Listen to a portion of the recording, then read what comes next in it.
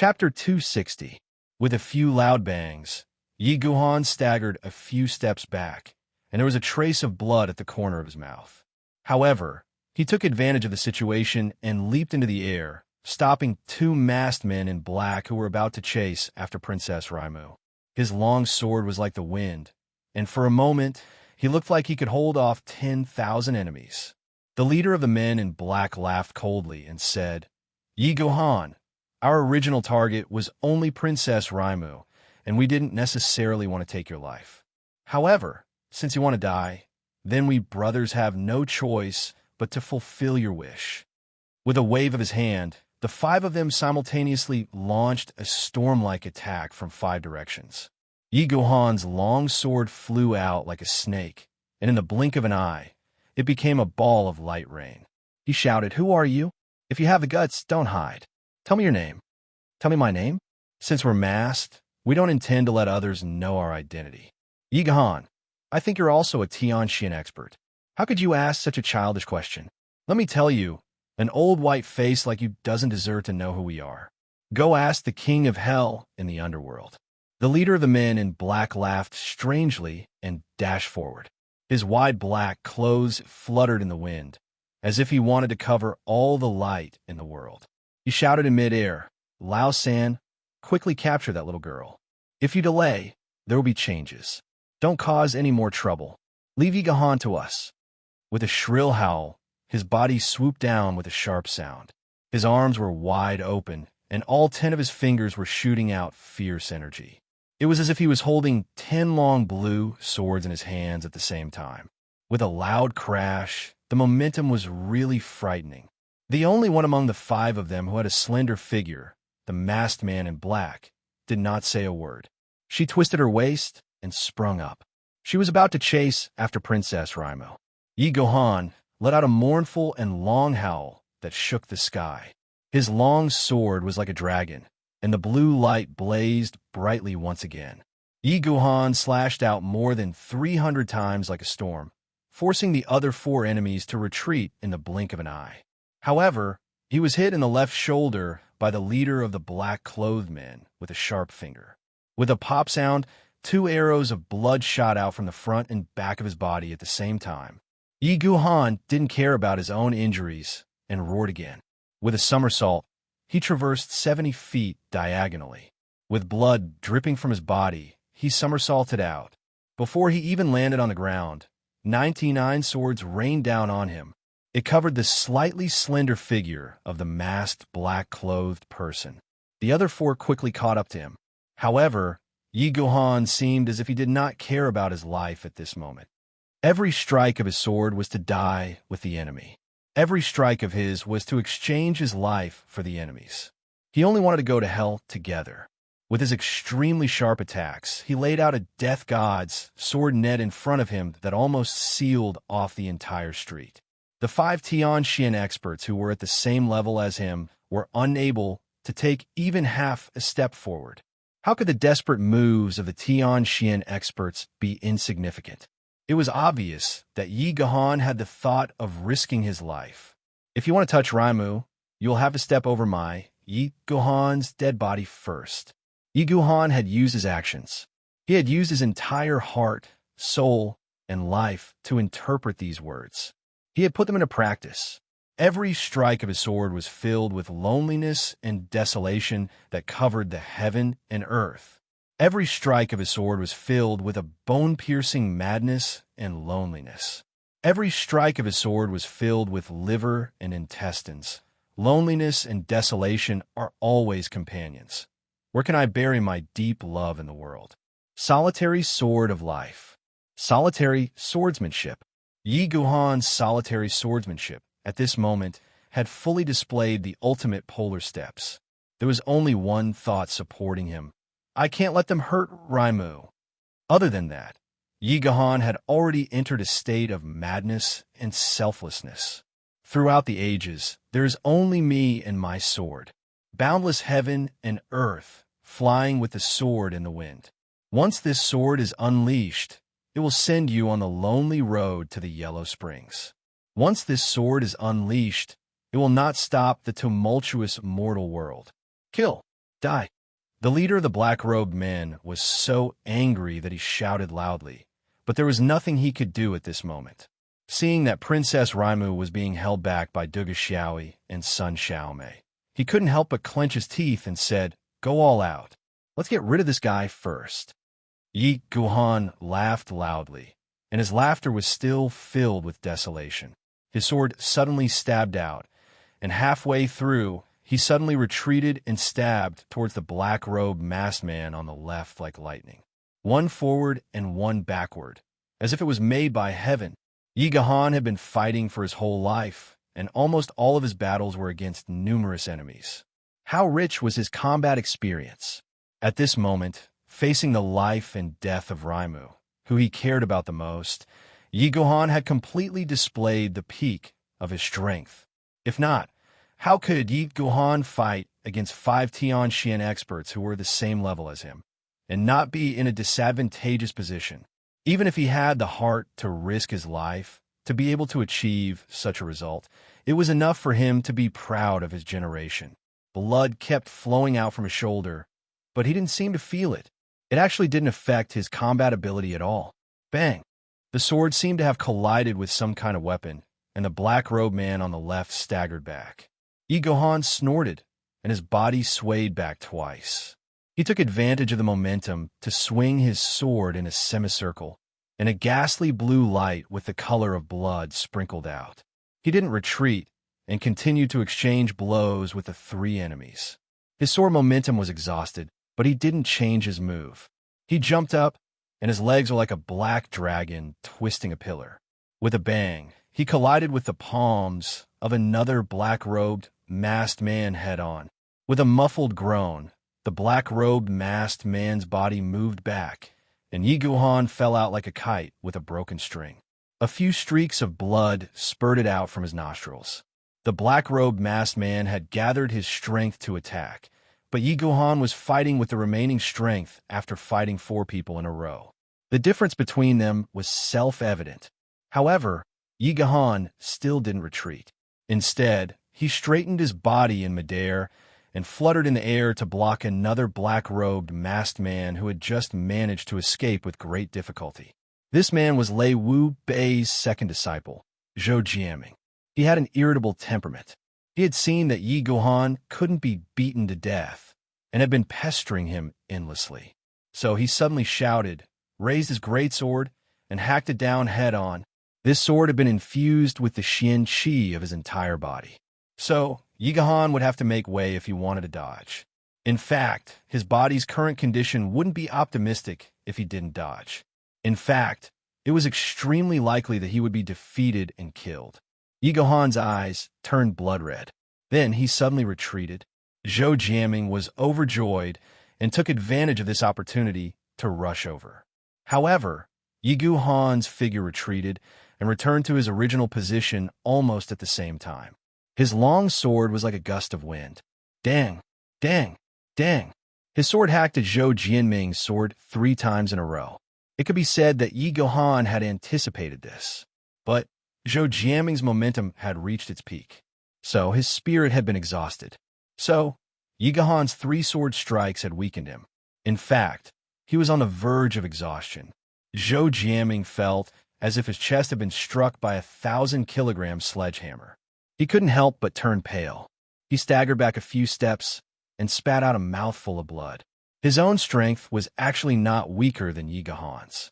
However, he spent most of his time in the mountains and didn't have much experience in Jianghu.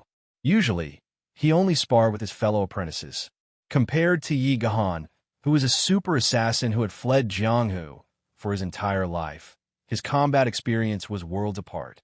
Therefore, although the two of them were evenly matched, Zhou Jiaming had suffered a great loss in the first exchange of blows. This was also thanks to Yi Guhan's previous injuries, and his Xian Qi had been greatly depleted. Otherwise, when experts exchange blows, life and death could be decided in an instant. This one move's difference was enough to take Zhou Jiaming's life. Yi Guhan secretly thought that it was a pity. If his attack had been successful, and he had broken through the opponent's encirclement, he might have had a chance to escape unscathed. Although Yi Guhan seemed to have the upper hand in this move, it wasn't easy. His body was counterattacked by his opponent's Xian Qi, and he couldn't help but lean back a little. His sword quickly drew a half circle, buzzing and vibrating, and covered his entire body. However, he only had time to do this step. His breath was almost stuck in his throat, and he couldn't move as flexibly as before. After a fierce battle, every move was desperate, and it could be said that most of Yi Guhan's strength had been consumed. With his body alone, he had resisted the siege of 5 Tian Xian experts of the same level. It was already a miracle that Yi Guhan was able to defend and attack until now.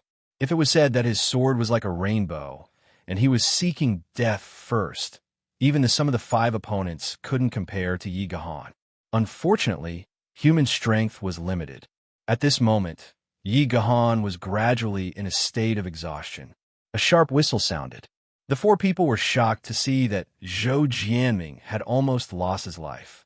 They couldn't help but rush over with their swords and eyes red. Everyone's eyes were filled with a cold, murderous aura of shame and anger. They had 5 Sky Xian experts on their side, but they had been blocked by a single person. This was a great humiliation. Victory or defeat, it all depended on this one move. Yi Guhan laughed bitterly in his heart. It seemed that today his old life was going to be left here. He didn't know if Raimu, that girl, she had escaped far away. The dim blue light on his body blazed once again. It was as if a bright star in the sky was shooting out rays of light.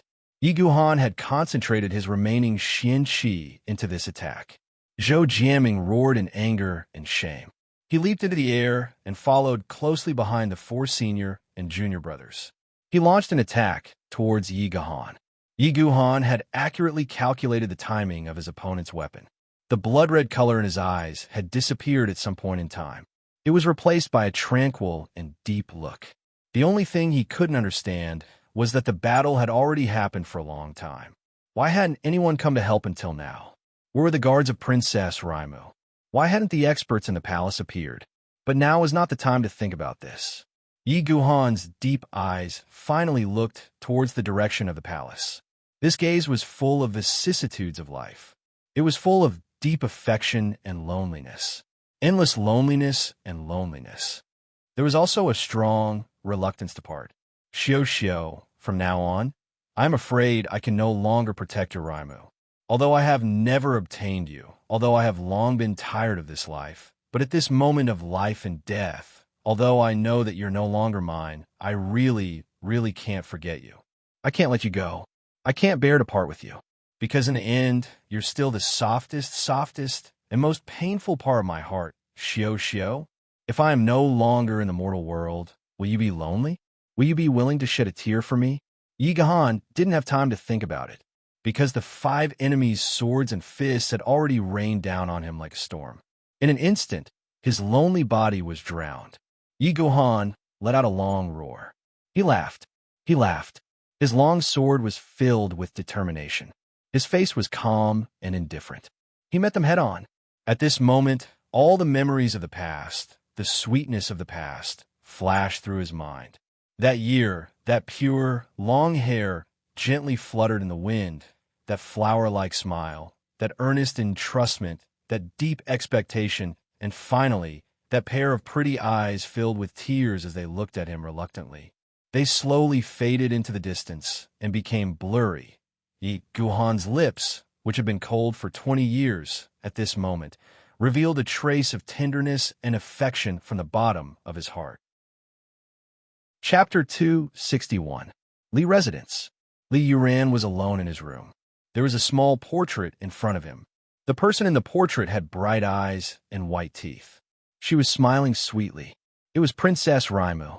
Li Yuran was worthy of being called a gifted scholar of Tianxiang. This portrait was extremely lifelike.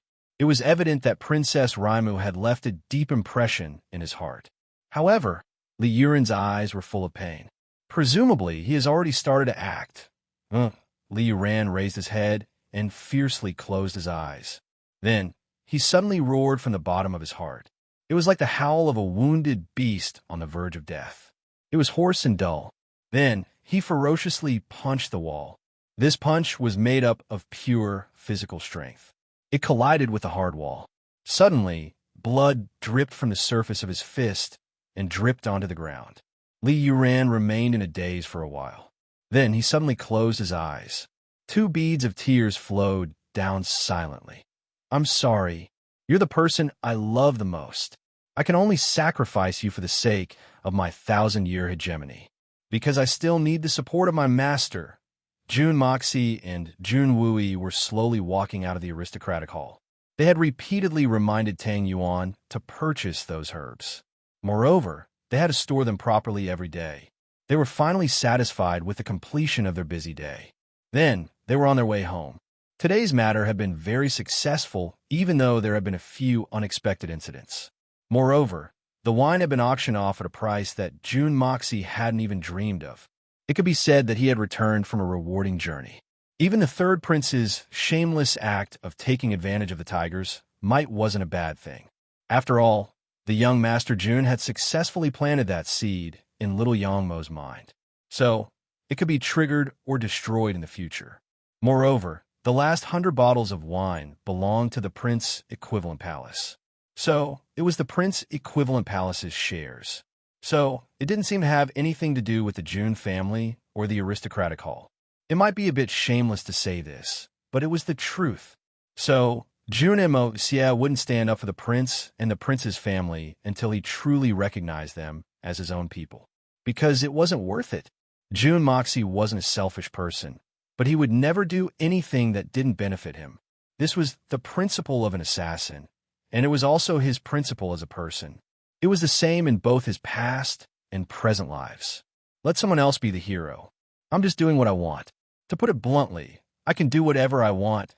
I can do whatever I want, and no one can control me. Absolute freedom. This was the biggest goal of Jun Moxie's life. Before the aristocratic hall had opened, Jun Moxie had once said, "I want the aristocratic hall to reach a point where it can eat for 3 years unless it doesn't open for business." However, the results of today's auction were far more than 3 years.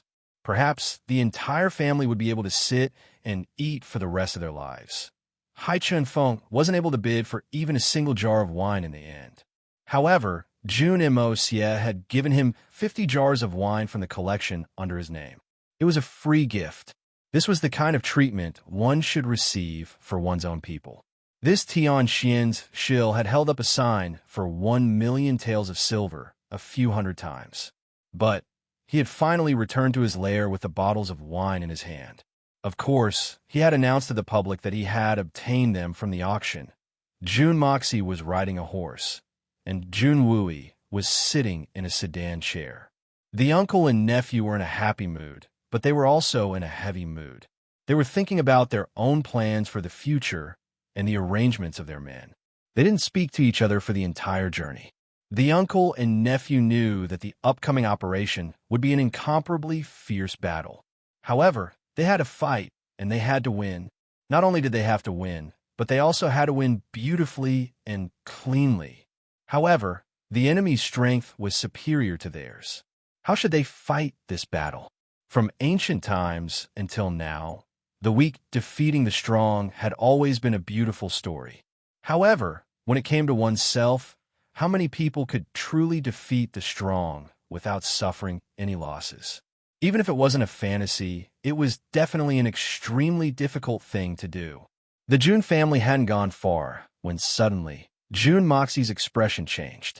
A white shadow had shot over from afar. He hadn't had enough time to see it clearly, but that small white shadow had already burrowed into Jun Moxie's bosom. It was squeaking anxiously, and its 2 little claws were constantly waving about. Its watery eyes were full of anxiety. Did something happen? Jun Moxie saw that little white's hind leg was tied with a light green cloth. Jun Moxie clearly remembered that Dugu Xiaoi had been wearing light green clothes when she had left. But now, that light green cloth was stained with blood. Dugu Xiaoi had met with an accident. Jun Moxie's heart suddenly tightened. He felt as if his heart had been gripped by something. Even his usually calm breathing had become chaotic at this moment. Suddenly, Dugu Xiaoi's lovely and mischievous smile appeared in front of his eyes. When did I become so concerned about this girl? Jun Moxie didn't have time to think about this question. He only had one thought in his mind. I must go and save her. Third uncle, Dugu Xiaoyi, has met with an accident. I must go and take a look. Jun Moxie clamped his legs together. The healthy horse neighed, and its front hooves reared up. It hadn't even touched the ground when its hind hooves fiercely kicked the ground, and it shot out like an arrow. The frantic sound of the horse's hooves resounded like thunder. Jun Moxie and his horse were chasing after Little White's shadow at a rapid speed. They had just turned a corner when the wind rustled in the air. A figure in green clothes had landed on the horse's back, but it seemed as if this person was weightless. The healthy horse didn't feel anything as it continued to gallop. The person who had arrived was Jun Wui. The face of this blood-clothed general was filled with a cold, murderous aura. How can an experienced person like Jun Wui not see the affection that Dugu Xiaoyi had for Jun Moxie? In fact, in Jun Wui's mind, Dugu Xiaoyi was already his nephew's wife. So, how could he let others bully her? Even if it was just the slightest bit of harm, he would never allow it. This was the Jun family's way of thinking. It was the same for Guanqing Han, and it was the same for the little girl.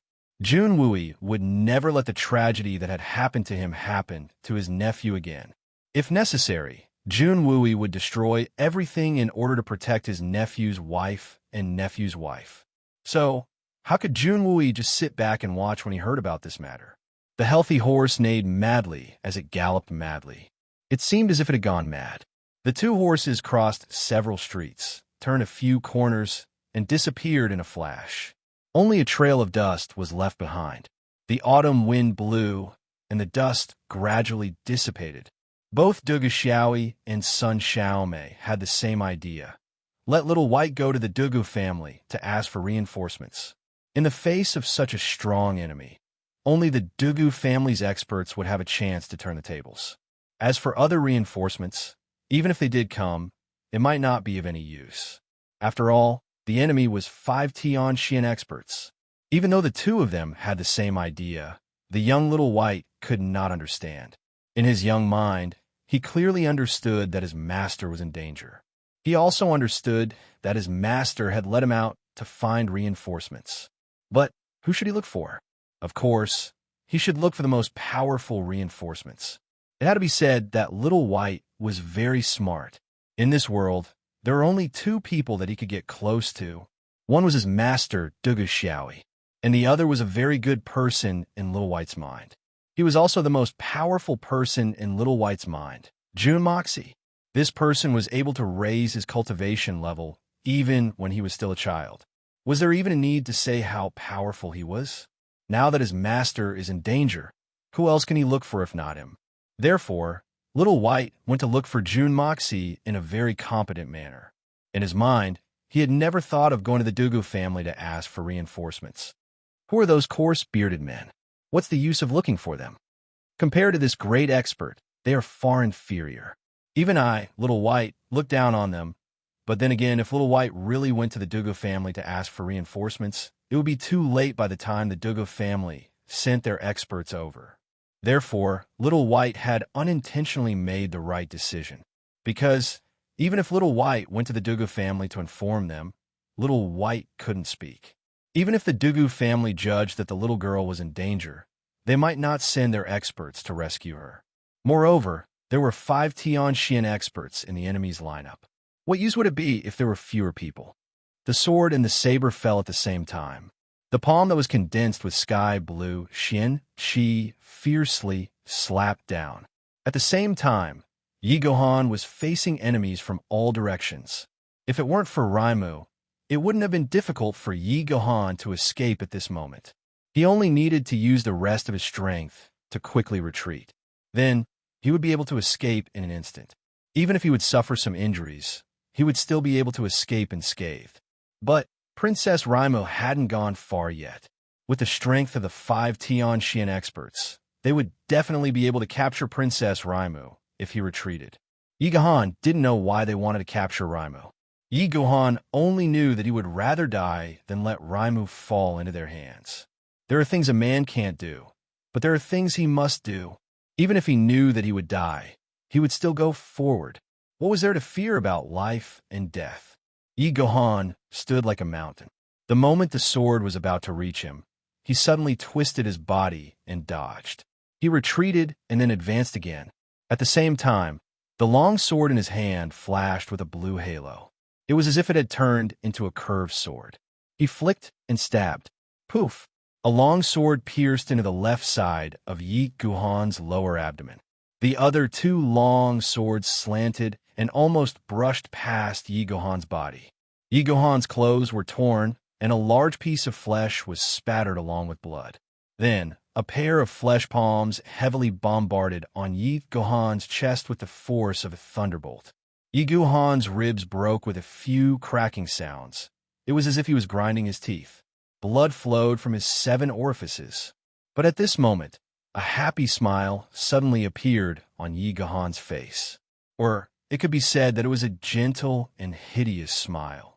Accompanied by the crisscrossing blood on his face, it looked extremely tragic. Because Chapter 262. The sword in Yi Gohan's hand, in a moment of the previous flick, sliced upwards along the armpit of a masked man in black. That man's sword was still in Yi Gohan's lower abdomen. He forcefully pulled it out, but it didn't move at all. Yi Gohan actually used his own muscles to firmly block that man's sword. He was truly fighting with his life. It was during this pause that the sword had already sliced upwards with the most tragic bloody light. That man screamed out in fear and decisively abandoned his sword. Unfortunately, it was already a little too late. He only managed to dodge the death calamity of his entire body not being cut into two by the sword. But one of his arms was no longer spared. A red light flashed, blood burst out, and his arm flew out from his body. Even half of his shoulder was sliced off, and even a layer of his facial muscles was scraped off, revealing his white bones. On top of it, there were tiny twisted blood vessels that looked like earthworms. That man's mouth emitted an inhuman scream, and he staggered backwards. His eyes revealed an incomparable horror as he opened his mouth and shouted, "My hand! My face!" Ah! But Yi Gohan's sword had already been withdrawn at lightning speed, and he once again took advantage of the momentum to stab out. Like lightning, all of his actions, not hesitating to take a few hits, were all for this moment. This sword, Yi Gohan knew that the current him was exhausted after a long battle, and he no longer had the strength to resist the joint attack of 5 people. The only thing he could do was to fight with his life on the line. With his combat experience, he could clearly feel that although these 5 people were all Tianxian experts, 2 of them obviously had unstable mystical chi. It seemed that they had yet to recover from serious injuries. He was now an arrow at the end of its flight, and the most he could do was to drag these 2 people to hell with him. But he had no confidence in those few who were still in good condition. Therefore, these 2 people were his first and only targets. The long sword stabbed out again with exceptional accuracy. The man had just struck Yi Gohan's chest with both his palms and was filled with the joy of killing his enemy. However, he did not expect that even though he had broken all of his opponent's ribs, a vortex would suddenly form in front of his opponent's chest, firmly sucking his palms in. That person knew that the situation was not good. He struggled with all his might and was barely able to break free. However, in this moment of delay, the cold and dense sword had already arrived in front of his chest with a bright blue light. Sword of Death. He screamed for his life and tried his best to dodge to the side. But just as he moved, the long sword had already pierced through his chest, all the way to the hilt. Although it didn't pierce his vital organs, the profound energy attached to it had already caused his fragile internal organs to be in a mess. However, Yi Gohan had finally reached the point where he was at the end of his rope. The long sword had pierced into the enemy's chest, but he didn't even have the strength to pull it out. A man roared, and the long sword fell with a swoosh. Yi Gohan no longer had the strength to resist. His right hand, which was holding the sword, had already been cut off by that sword. However, there wasn't much blood flowing out of the wound. His blood had already been drained, but his face still carried a mocking smile. His eyes, however, were filled with gentleness, looking in one direction, That direction was the imperial city. A man flew up and kicked Yi Guhan's body, causing him to fly up and land heavily on the ground. However, Yi Guhan still stubbornly turned over. Because of turning over, the bones in his chest that had already been broken let out a strange kacha sound. However, Yi Guhan didn't feel it at all, as if it didn't hurt at all. In his eyes, there was no longer the arrogance of the past, nor was there the desolation of the past. It was filled with endless gentleness and longing in a last bit of time left in this life. He couldn't see his beloved, but he could only see where she lived. The direction she lived in was also good. The long-suppressed feelings that he didn't dare to express for a long time burst out at this moment. Xiao, I miss you. I miss you. I miss you. At this moment, Yi Guhan's mind was extremely clear. Many past events came one after another. He was already in a trance, but it also felt like a dream, a fantasy, and a reality. Suddenly, there was a gentle voice in his heart, softly reciting a small poem over and over again. It seemed to be endless, but also faintly discernible, as if he was in a dream. I don't regret this life's deep love. I'm willing to wander alone. Eternal regret for lovers in a dream. I'd rather betray the heavens than my love. This was the farewell poem that Yi Guhan wrote to Murong Xiao 18 years ago.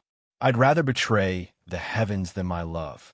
I'd rather betray the heavens than my love. Yi Guhan couldn't speak at this moment, but his lips were faintly moving. If one paid close attention to the shape of his mouth, they would find that he was softly reciting this poem. Xiao, I left you 18 years ago, and I lost you forever. I only left you this poem before I left. You were softly reciting the last sentence at that time, and your tears kept flowing. I still remember that time. Your long hair was disheveled in the wind at that time. Now, I'm leaving again, and I won't ever come back. Do you know that I'm still thinking of this poem at this moment? I'd rather betray the heavens than my love. Xiao, I've never betrayed you in this life, and I've never betrayed you. Zhou Jianming roared and rushed forward to chop Yi Guhan's body to pieces. Lei Jianhong roared, enough. His Xian Qi is exhausted, and his internal organs are destroyed. He won't be able to live. Quickly pick up the fourth and fifth brothers and grab that girl. We have to leave quickly. We can't stay here for long. Zhou Jianming and the woman roared in grief and indignation. They each picked up the injured fourth and fifth brothers and rushed towards the direction that Princess Raimu had fled to. Princess Raimu was pulled along by the two women. She would turn her head from time to time and anxiously watch the battle in the distance. She saw Yi Guhan's body bathed in blood from afar, and he suddenly collapsed.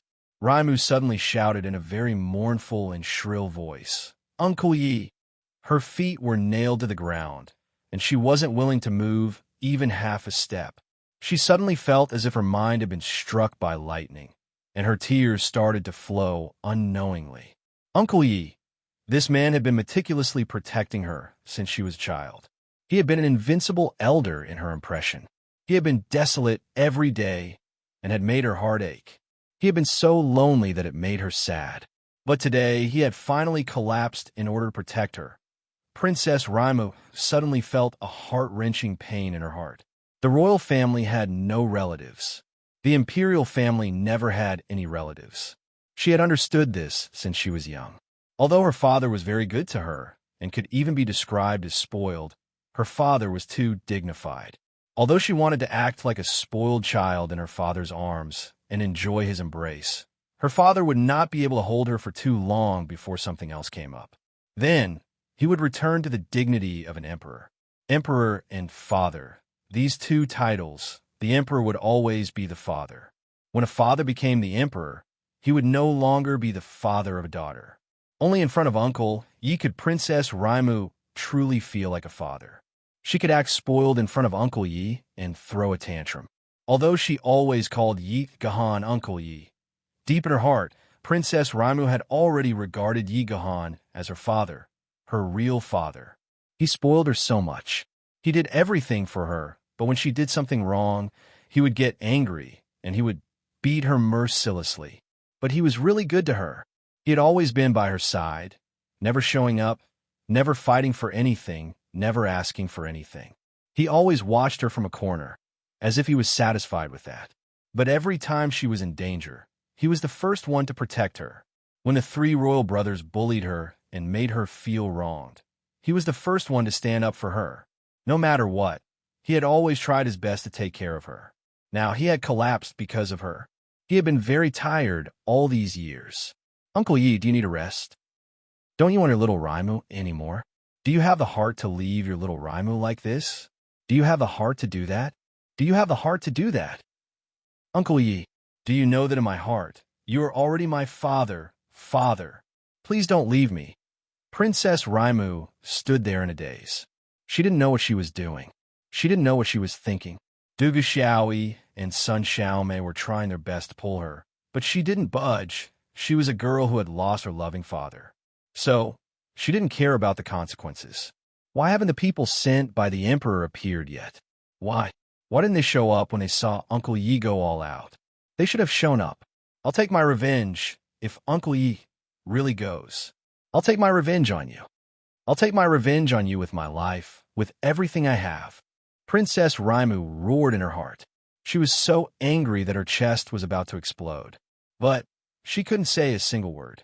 Tears blurred her vision, and she felt as if a 5,000-kilogram boulder was stuck in her throat. Her hands and feet were ice cold, and they were trembling. Her entire body felt as if it had been plunged into a world of ice and snow. The three black-robed masked men rushed over at this moment. Lei Jianhong furiously grabbed Princess Raimu with one hand. Raimu stood there in a daze and didn't react in the slightest. Dugu Xiaoyi and Sun Xiaomei pounced over at the same time. Their bodies blossomed with a dazzling golden radiance. It could be said that they had reached the Gold Xian realm at such a young age. It could be said that it was quite commendable. The two men attacked at the same time. One sword and one saber attacked from both sides. However, the strength of the other party. Get lost. Lei Jianhong swung his hand, and the two women were thrown far away. I don't want to kill you. Don't force me to kill you. Who are you? Who are you? Princess Raimu seemed to have woken up from a dream. She wasn't afraid at this moment. I want to take revenge for Uncle Yi. Revenge. Her eyes were full of hatred and resentment. Who are you? Why did you harm me? Why did you kill my Uncle Yi? Princess Raimu suddenly roared at the last sentence. Her voice was so loud that it startled Lei Jianhong. He had never imagined that such a delicate and timid woman could produce such a sharp and resounding voice. Chapter 263. You don't need to know who we are. You don't need to know why we're targeting you, because you don't have a chance to live anymore. Lei Jianhong didn't know why he had blurted out such a brainless sentence under the intense gaze of the woman in front of him. I won't let you off. I'll kill your entire family. Kill them all. Princess Raimu's tears suddenly overflowed from her eyes, but she stubbornly opened her eyes without blinking. I won't let you off even if I become a ghost. The sharp and mournful roar seemed to cut through the blue dome of heaven. The bleak autumn wind in the sky suddenly whistled as it grew stronger and stronger. Princess Raimu's long hair was fluttering in the wind. It was full of a sad beauty at this moment. Lei Jianhong's pupils shrank behind his mask. He suddenly felt a chill run down his spine. His intuition told him that he was trembling. This strange feeling made him angry out of shame. He was a dignified Tianxian expert. How could he be scared by a little girl's words? This is too outrageous. Bang! Lei Jianhong flew into a rage out of shame. He slapped her across the face and cursed. Smelly whore. You're about to die, yet you still dare to talk nonsense. Do you believe that I won't kill you now? Princess Raimu's snow-white face had a swollen handprint on it. Her hair had also scattered down, but she was still glaring at him fiercely. Her eyes were full of resentment and unyieldingness. Lei Jianhong looked at Princess Raimu's venomous eyes again. He saw that the princess didn't seem to have any intention of backing down. His anger flared up again.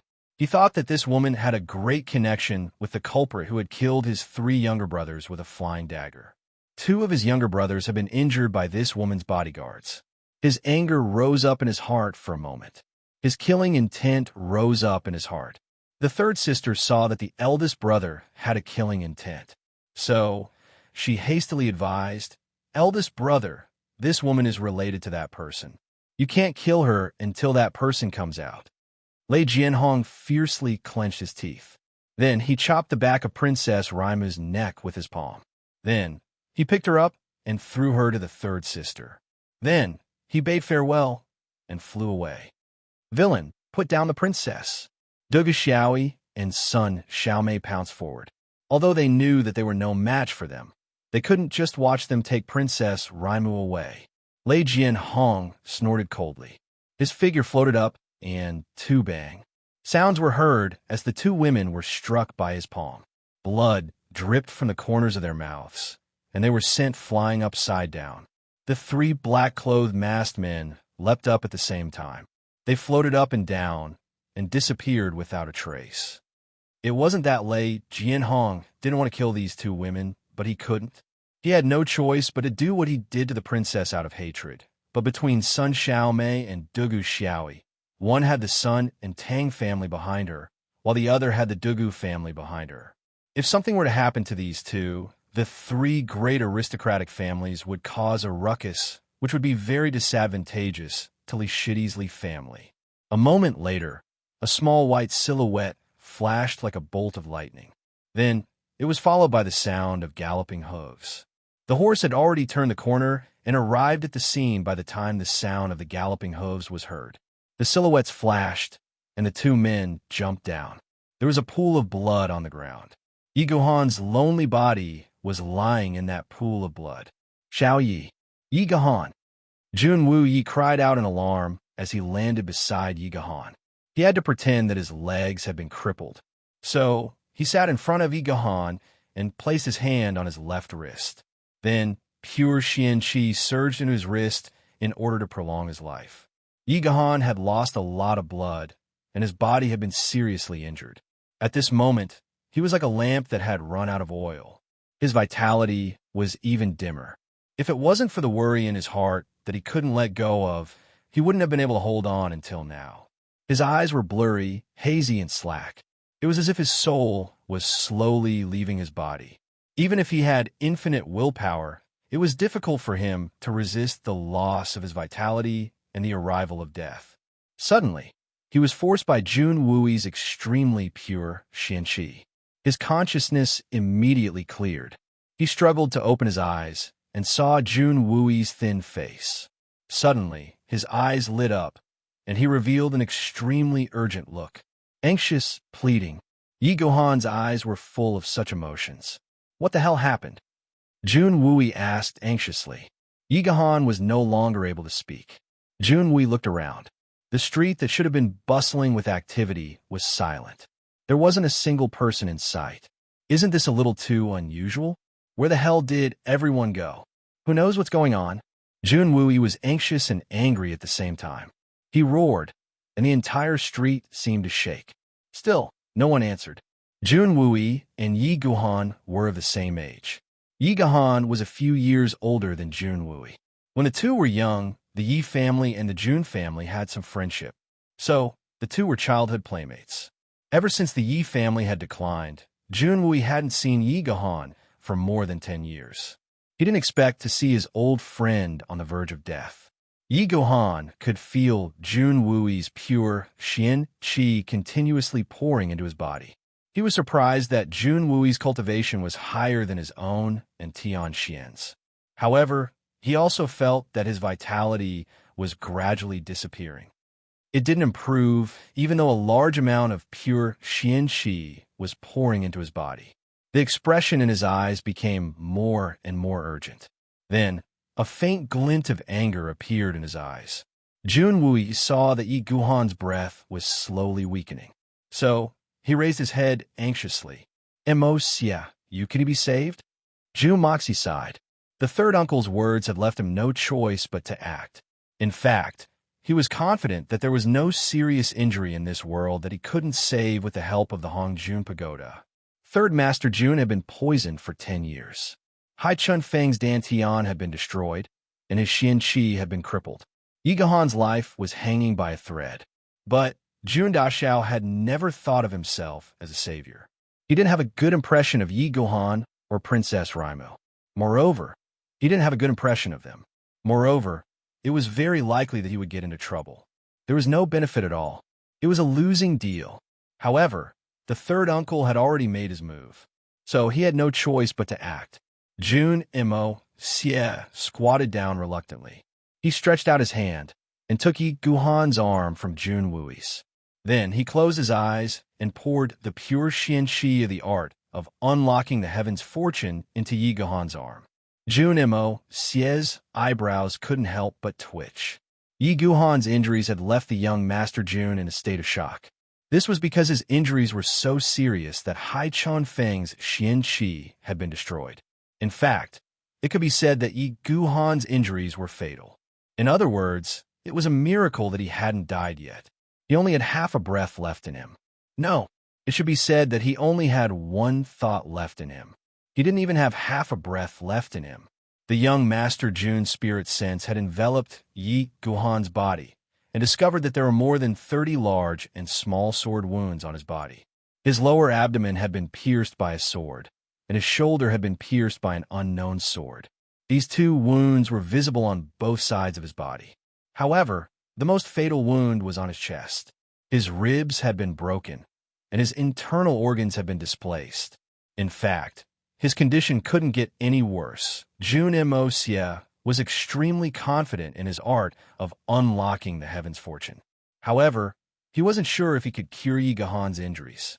The only thing Jun Moxie could do at the moment was to temporarily prolong Yi Guhan's life so that his injuries wouldn't worsen and he wouldn't die on the spot. However, he wasn't sure if he could save Yi Guhan's life. Dugu Xiaoi and son Xiaomei staggered over from a distance. They shouted from afar, "Brother Mo Xie, the princess has been kidnapped. Quickly go and save the princess." Jun Moxie saw that the two women were seriously injured. He wanted to go and greet them. However, he sat down when he heard these words.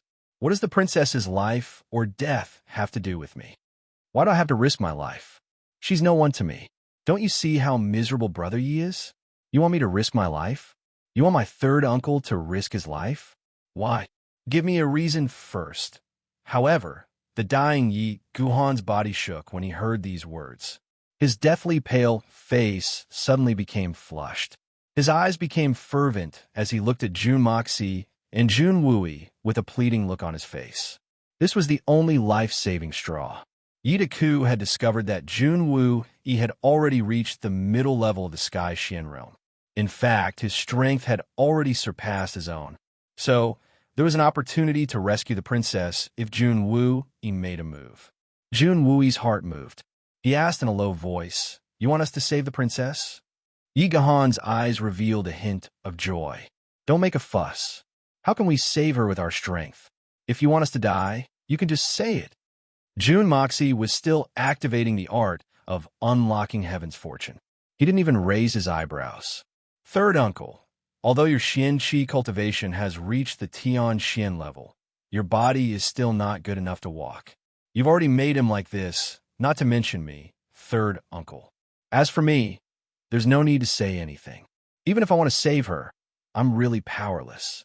The ancients say, life and death are predetermined by fate. This is also fate. Do you think I'm stupid? Even if we really save that stupid princess, what good will it do to us? We'll have to expose third uncle's strength. We'll have to expose the fact that he's fully recovered. We'll also have to expose my strength. No matter how you look at it, it's not worth it. Now that I'm willing to help you, you should be content. If it were someone else, even Yunbi Chun, the strongest of the 8 great masters, wouldn't be able to do this." Yi Guhan's breathing had been extremely weak, but had suddenly become hurried. He looked at Jun Mo Xie with extreme anger. Jun Mo Xie could clearly feel that Yi Guhan's heartbeat had also become hurried. Yi Guhan's breathing had suddenly intensified, and his chest had vibrated. In fact, his broken bones had issued a slight sound. Yi Guhan stared at Jun Moxie. His eyes were filled with endless anger and sorrow. Suddenly, they gradually turned into pleading and pleading. Jun Moxie was shocked to see such a desolate look in his eyes. He had no doubt that if Yi Gohan could still speak at this moment, he would certainly throw away all his pride and dignity to beg him to save Princess Raimu. Yi Gohan's eyes became anxious. Suddenly, his face flushed and his throat gurgled. He seemed to be gathering all his strength, the last bit of strength, and finally, 2 words came out of his mouth. It was so weak that it couldn't be heard. "Please save." Then, his head tilted to one side, and he fainted. There was no more sound. Yi Gohan would rather burn his last bit of vitality to say these 2 words. Although he didn't say it completely, Jun Moxie and Jun Wooey both knew and understood that Yi Gohan wanted to say, "Please, save Raimu." He made this request at the cost of his life and his last bit of vitality. "Is he dead?" Jun Wooey suddenly felt a little sad. He asked with a sense of loss. "He's not dead yet, but he's almost there." He is now in a state of suspended animation. Jun Moxie's hands were still exerting strength. If this state continues for a little longer, there will be no way to save him. Saving people is like putting out a fire. "Hurry up and save her." Duga Xiaoyi finally rushed over. She almost cried and grabbed Jun Moxie's clothes. "Hurry up and save Raimu. What are you waiting for? What does it have to do with me?" Jun Moxie looked at her inexplicably. "I'm just a commoner. Save the princess? This kind of thing should be done by a prince. How dare you ask me to do it? Isn't it courting death?" Even a master of Tian Xian, Yi Guhan, was turned into a ragged sack. "Didn't you see it? You want me, a person who has no strength to truss a chicken, to save her? How can you say such words?" Jun Mo Xie spat in his heart. "Bah! Princess Ling Ming is not you, little girl. Why should I do such a stupid thing? I came here in a hurry for you. I didn't expect there would be such a big trouble. Boo-hoo! What should I do?" Duga Xiaoyi was confused. She suddenly remembered that Jun Moxie couldn't even defeat her with his ability. How could he be a match for those masters of Tian Xian? What did she say just now? In addition to regret, he was also a loss as to what to do. But why haven't those palace guards appeared yet? The speaker was unintentional, but the listener was interested. When she said this, Jun Wooey and Jun Moxie were shocked. They looked at each other and had a tacit understanding. Mo Xie, for the sake of Yi Gohan, we should also help him. Moreover, she is the princess. Jun Wooey said tactfully. He could see that his nephew didn't like Princess Raimu at all. If he didn't say anything, he was afraid that Jun Moxie wouldn't have interfered, not to mention the princess. Even if he had helped Yi Guhan a moment ago, given his nephew's temperament, he might have ignored him if he hadn't opened his mouth. Based on his understanding of his nephew, he was absolutely capable of doing such a thing. In fact, it was a matter of course. He had a clear conscience. "I'm not going. I'm not interested." Jun Moxie flatly refused his third uncle. He faintly felt that there was a lot of inside information. His identity had been exposed, and the consequences would be very bad. "I don't care even if she's the daughter of an immortal, as long as she has nothing to do with me. I might as well tease Little White if I have the time to do so. Besides, Jun Moxie has never done anything that doesn't benefit him." "You're not going." "I'm going." Jun Wooey was somewhat angry. He put his hands on the ground and jumped onto the horse's back. "I'm not doing this for the princess. I'm doing this for Yi Gohan. Yi Gohan is doing this for Raimu, just like your grandfather was doing this for you. How can we sit back and do nothing about it?" Chapter 264. No matter what Jun Wooey had said, Jun Moxie wouldn't have agreed. But this incident had stirred up a deep emotion in Jun Moxie's heart. Jun Moxie's heart shook from the bottom of his heart. Jun Tian had brazenly sounded the war drums, mobilized the army, and bathed the capital in blood. His heart couldn't help but warm up. This incident had moved Jun Moxie the most. Hitman Jun understood that the third uncle's decision was more emotional than rational. If Jun Wooey were to act, then it wouldn't matter whether the princess was saved or not. It would only bring harm to the Jun family. But a gentleman has to do something, and there are some things he shouldn't do. Therefore, if the third uncle were to act, then this matter might not be able to be covered up. But if he were to act, good. I'll go. Jun Moxie took a deep breath. Pure Xiantian qi rushed out of his body and poured into Yi Gahan's dried-up meridians to temporarily maintain his vitality. However, third uncle, you don't need to go. I'll go by myself. You go back to the Jun family first. Don't shake him, or I know as much about battlefield rescue as you do. Jun Wui interrupted him. Hurry up and go. You have a lot of confidence in me. Those are 5 Tian Xians. Jun Moxie smiled bitterly. He stood up, turned over, and mounted his horse. He clamped his legs together and galloped away. You, big scoundrel, you have to be careful. Dugu Xiaoyi's heart suddenly tightened. She knew Jun Moxie's strength very well. At this moment, she almost wanted to stop him from going. Dugu Xiaoyi was very worried at this moment. She even had an extremely selfish thought. I'd rather not save Raimu. Big scoundrel, don't let anything happen to you. Jun Moxie's body on the horse's back paused for a moment, but he didn't turn back. The healthy horse neighed and galloped away. Dugu Xiaoyi's delicate figure trembled. Sun Xiaomei walked over slowly to her side and held her hand. Don't worry, he'll be fine. And Sister Xiaomei, am I being too much? Forcing him like this, if something happens to him, what should I do? Dugu Xiaoyi was out of her wits as she asked in a somewhat hesitant manner. No, don't worry. Sun Xiaomei thought to herself. When did you force him? If it weren't for the third uncle's words, then even if you forced him 10,000 times, he wouldn't have gone. So, you didn't force him at all, because I'm afraid you're still unable to force him with your current strength. However, Dugu Xiaoyi would be very sad if she were to say these words. Therefore, Sun Xiaomei could only think about it in her heart. In fact, someone had been watching everything from the moment Princess Raima's party had been ambushed. Then, Yi Gahan had attacked them. Then, they had fought a fierce battle to the death. Then, Yi Gahan had been seriously injured, and Lei Jianhong and the others had taken Princess Raimu away. This person was none other than Mr. Wen. He was the black-clothed man who had entered the aristocratic hall with Princess Raimu and the Emperor.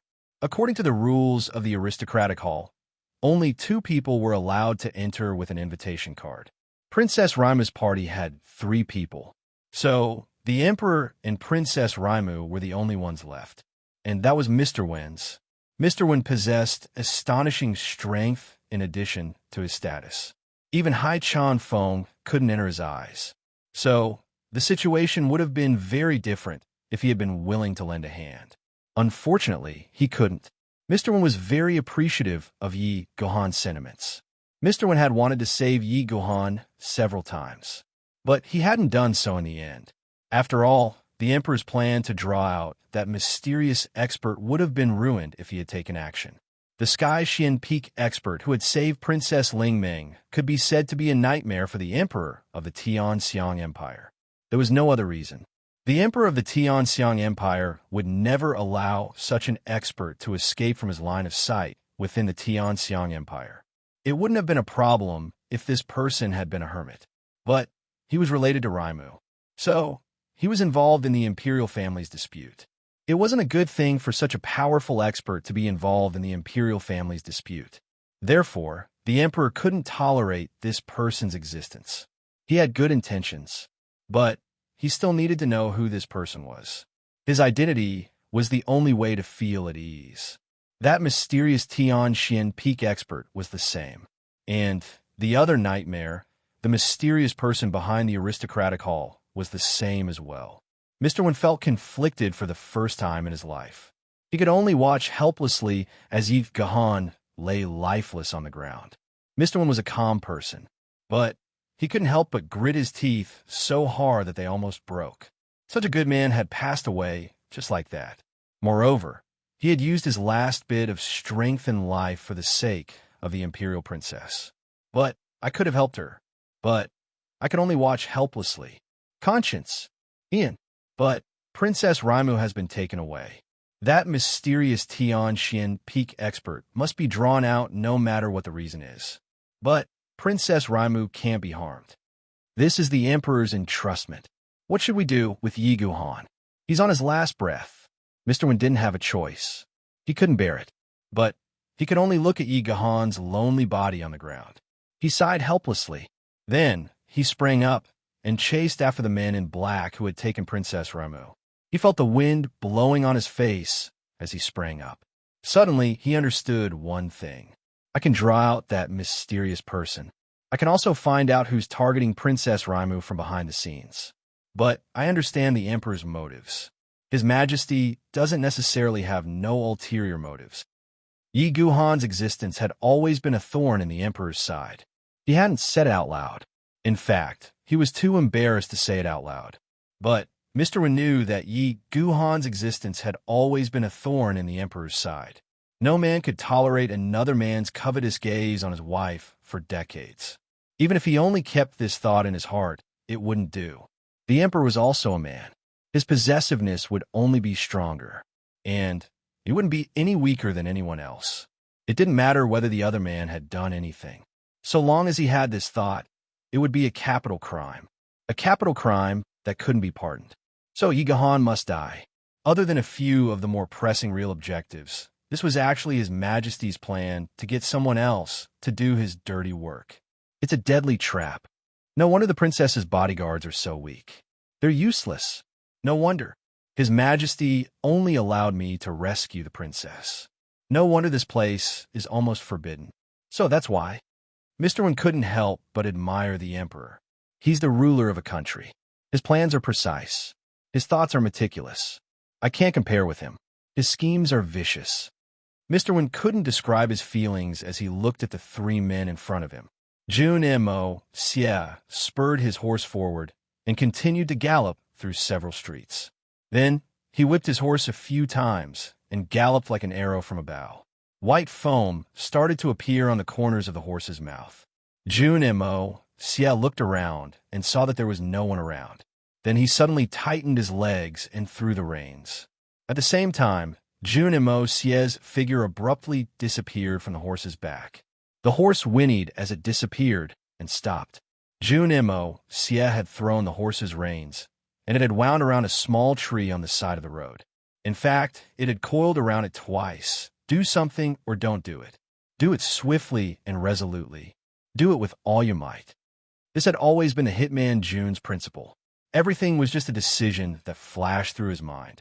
If he had decided not to save Princess Lingmeng, then even if Princess Lingmeng were to be chopped into 1,000 pieces in front of him, the hitman Jun would only look on indifferently.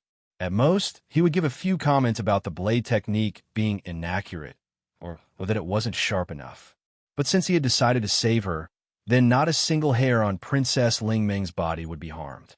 His powerful spiritual sense instantly swept out in all directions. It was as if a meteor had smashed into the sea, stirring up monstrous waves that rolled out endlessly in all directions, covering the entire field. Jun Daxiao's speed was several times faster than his normal peak speed. He was illusory as he moved left and right. No one could see this mysterious scene, but Jun Daxiao's heart was very carefree at this moment. Ever since he had opened the second layer of the Hongjun Pagoda, Jun Moxie had discovered that his control of the yin-yang escape had become more and more proficient. Jun Mo Xie felt as if he had become one with the world, and as long as he willed it, he would be able to go anywhere he wanted, especially at this moment when he used all his strength without any reservations. Jun Mo Xie felt as if he had completely merged with the world. The art of unlocking heaven's fortune within his body was like the opening of the floodgates of the Yangtze River. It surged and surged, endlessly providing unlimited power. The Hongjun Pagoda's vast spiritual energy slowly seeped out and was absorbed. It supported the operation of the art of unlocking heaven's fortune without any hindrance. Through the operation of the art of unlocking heaven's fortune within his body, the Hongjun Pagoda continued to absorb the spiritual energy of heaven and earth. All of this seemed to form a cycle, an exceptionally perfect cycle. No wonder. Jun Moxie remembered someone from his previous life. He didn't know if it was a Taoist or a Buddhist. It was said that life was a sea of bitterness, and the human body was the only way to cross this sea of bitterness. Jun Moxie felt that this sentence was very much in line with his current situation. The young Master Jun wished that he could stay in this wonderful state for a long time. After all, this state was something that could only be discovered by luck. It was a pity that, how could the reality be as one wished? Suddenly, there was a strange movement in front of him. With a swoosh, Jun and Xie soundlessly traversed a distance of several tens of zhang, leaving behind a slowly rotating vortex in the air, which slowly calmed down. 3 people were constantly changing directions in front of him. They were rushing out of the city like a wisp of smoke. Their movements were quick and agile. Moreover, it could be seen that these 3 people's spiritual senses were very strong. In fact, they would avoid people in front of them in advance. They hadn't met anyone except ordinary people along the way. An ordinary person wouldn't have been able to see them with their speed. At most, they would have felt a sudden breeze blow past them and wouldn't have been able to trace them. Chapter 265. Jun Moxie took a deep breath and sped up once again. He followed the 3 men at a moderate pace and kept a distance of 30 or 40 feet from them. Suddenly, his spiritual sense fluctuated, and he discovered that someone was following them from another direction. Moreover, that person's cultivation was much higher than the 3 black-clothed masked men in front of him. Could it be someone from the imperial family? Jun Moxie pondered in his heart. He didn't stop his footsteps, but he had another plan in mind. Mr. Wen suddenly exclaimed in another direction. It seemed as if he had sensed something, but he couldn't find anything even though he looked around. But with his powerful spiritual sense, he could clearly sense that another unbelievably powerful expert had already arrived here. But why haven't I sensed anything? There was an open space in front of them. A few silhouettes jumped down from the top of the city wall and disappeared into the distance in an instant. Mr. Wen chose to follow them and deliberately paused for a moment. He wasn't worried that the juniors would be able to escape from his pursuit. He wanted to see how that person had managed to evade his observation in this vast open space. Even the first great Master Yun, B. Chun, can't hide from my eyes in this open space. But Mr. Wen was disappointed. He waited for a while, but to no avail. The only thing he could feel was that the powerful aura was gradually getting further and further away. Furthermore, it was gradually getting further and further away from that vast expanse of land, and he still couldn't see anything. How is this possible? There's such a person in this world. Mr. Wen sucked in a mouthful of cold air. But a burning sense of heroism and lofty aspiration suddenly arose in his heart. Such an expert. How happy would it be if I could exchange blows with him? Mr. Wen let out a long breath and adjusted his condition to its peak. Then, he floated down from the city wall like a wisp of smoke. The soldiers who were guarding the gate didn't know what was going on. Then, he disappeared into the distance. Eldest brother, the 5th brother's condition is very bad. The xianqi I've poured into him hasn't worked. We need to treat his injuries as soon as possible. Otherwise, I'm afraid. Zhou Jiaming's voice was urgent and anxious. Yi Gahan is very ruthless. My 4th brother's situation is the same. Lei Jianhong gnashed his teeth in hatred. His footsteps did not stop. Although 5th brother's injuries are serious, as long as he is nursed well, he will recover one day. However, 4th brother is destined to be a cripple. Even his shoulder was cut in half, and his face is disfigured. Damn it, Yi Gahan. I didn't expect this Yi Gahan to be so troublesome. We are 5 Sky Xian experts, and none of our realms are inferior to him. Moreover, the 5 of us joined hands to deal with him. But we still ended up like this. The 3rd junior sister, Fong Piaohong, sighed. Fortunately, he won't be able to live. It's a pity that 4th junior brother. It's all because of that bitch Raimu. Lei Jianhong roared angrily. Wait for me to get some information about that knife-throwing thief. I'll make that slut regret living in this world. Who cares if she's some bullshit princess? It's just that we'll have to wait for Master to arrive, even if we get some information. Fong Piaohong sighed. 4th junior brother and 5th junior brother are seriously injured and on the verge of death. 6th junior brother has no hope of ever recovering. 7th, 8th, and 9th junior brothers are also buried in Tianxiang. Who would have thought that this would happen? She sighed faintly. Master will be furious if he finds out about this. Eldest senior brother, Master will arrive in 2 days. You must prepare well. What can I prepare? Lei Jianhong was somewhat discouraged. I'm afraid that my father will beat me to death. I'm afraid that I won't be able to get out of bed for half a year, even if he doesn't kill me this time. He brought 9 fellow disciples with him, and now only the 3 of us are left. What kind of huge blow is this for him? It would be strange if he would let me off lightly. Zhou Jiaming sighed and said, I don't think any of us will be able to relax. Master will arrive in 2 days at the most. Alas, I can't imagine what kind of expression the old man will have on his face. Master has put in so much effort for the sake of the 11 of us. Alas, I don't know how sad the old man will be. Fang Piaohong sighed. Her eyes couldn't help but turn red. The 3 of them were still talking when a forest appeared in front of them. They looked behind them to make sure that no one was following them. Then, they entered the forest without any hesitation. Hitman Jun, who was following closely behind them, also floated into the forest as if he was invisible. Jun Moxie had already realized that the people who had kidnapped Princess Raimu were the same people who had participated in the robbery of the Xiandan on that stormy night, Lei Wu Bei. However, he was shocked in his heart. The cold-blooded master Lei Wu Bei will arrive in Tianxiang City in 2 days. This is big news. The 3 of them were still very cautious, even in that dense forest. They turned left and right and suddenly stopped in front of a withered tree stump. They looked left and right to make sure that no one was around. Then, the eldest disciple, Lei Jianhong, stretched out his hand and pressed on an unknown place. The stump slowly moved away and revealed a large square slab of stone. Then, the slab moved away and revealed a round hole. However, the moment the hole was revealed, Hitman Jun disappeared without a trace and entered the tunnel.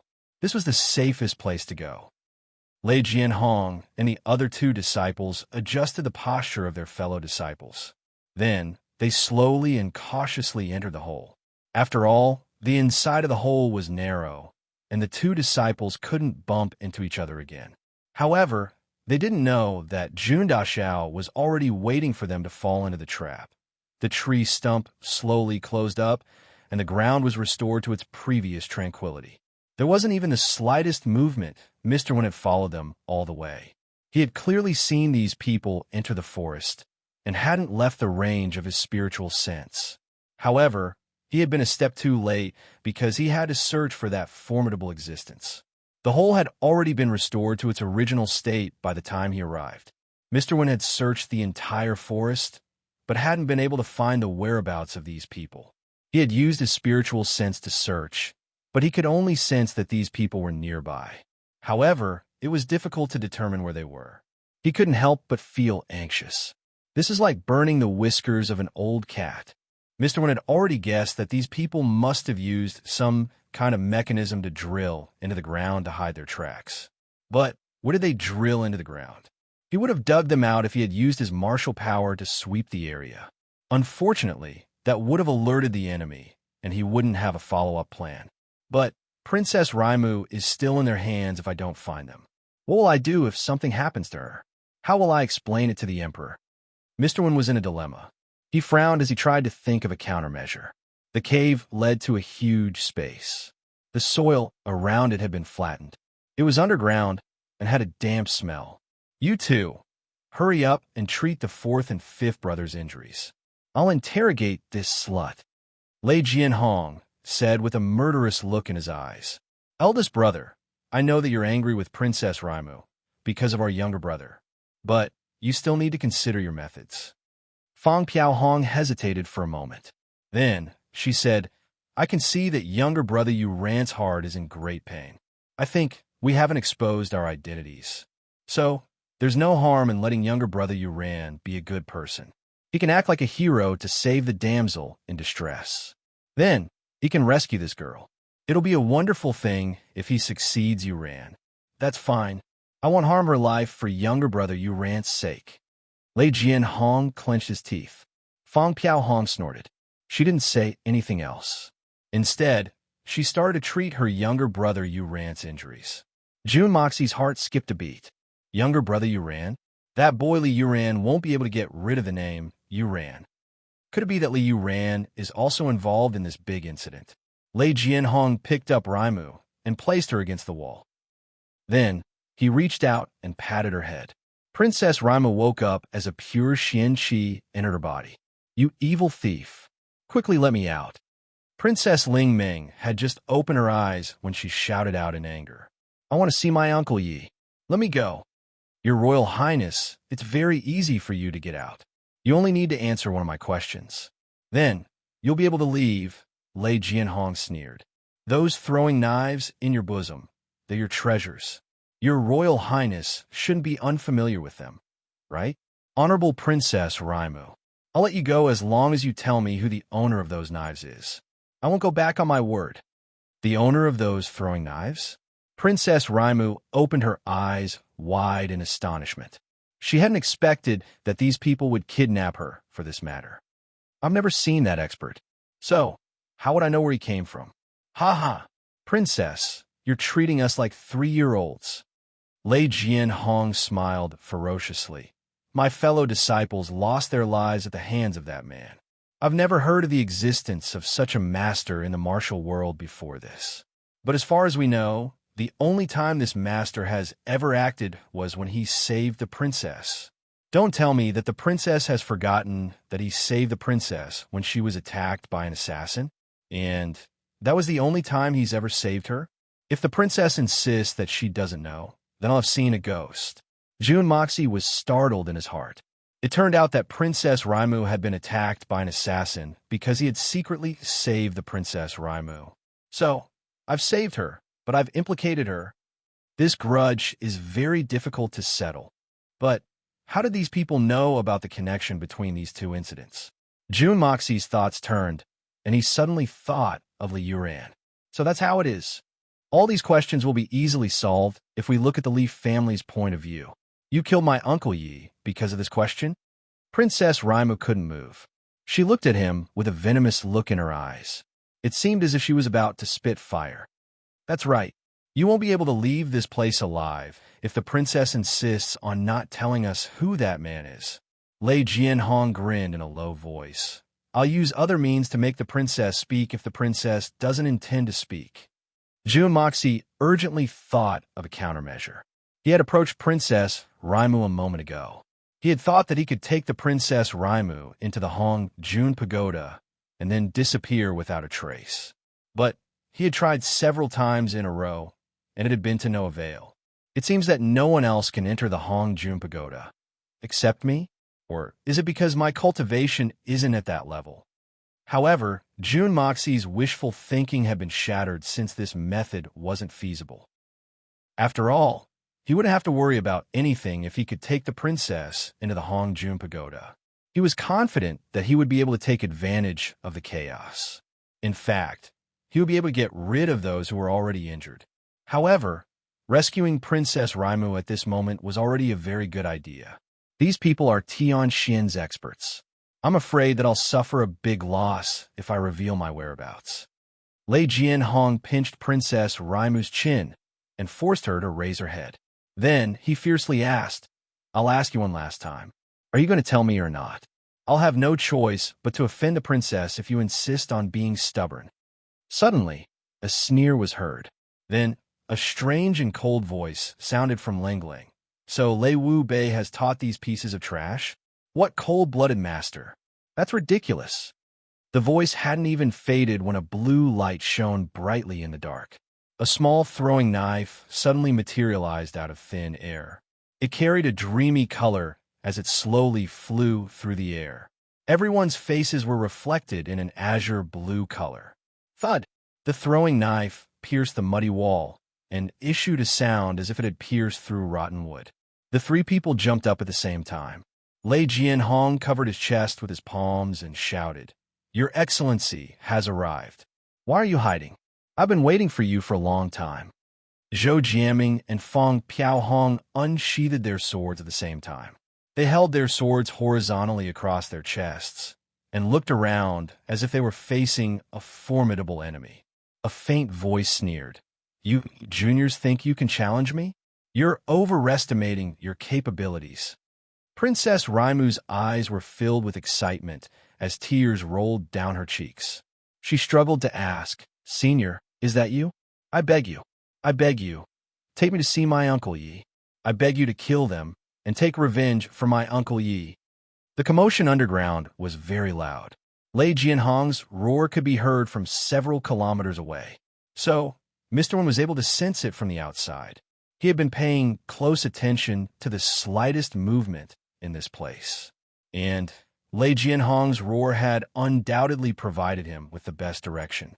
He saw Mr. Wen jump like a gust of wind and arrive at the cave's entrance. Then, he continued to hold his breath and listen attentively. Everything would be under his control as long as he could find the hiding place of those people. However, Lei Jianhong and the other two had discovered something extremely shocking. In fact, it could be said that it was a terrifying and astonishing scene. Princess Ling Meng's slender body that was leaning against the wall suddenly floated up into the air. She remained floating in the air for a moment before shooting out like an arrow from a bowstring with a schwa sound. Lei Jianhong was alarmed. He threw himself forward, but he was a step too late. Jun Moxie had launched the Yin-Yang escape at an extremely fast speed.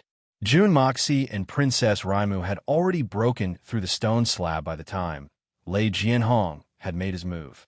Suddenly, there was a burst of bright light under the stone slab. Lei Jianhong and the other two men bellowed in anger. They then pounced after Jun Moxie. Mr. Wen was pacing back and forth next to the stump. He was hesitating whether he should break through the underground barrier to rescue Princess Raimu or wait a little longer. Suddenly, he heard a loud noise. It was like a landslide or a tsunami. The stone slab under his buttocks had been smashed into smithereens. The explosion had caught Mr. Wen off guard and had caused him to fall down. He was about to open his mouth to ask when he saw a graceful body in front of him. It was Princess Raimu's delicate body. Then, 3 black-clothed and masked men rushed out one after the other. They surrounded him in a triangular formation. One of them roared, "You old bastard!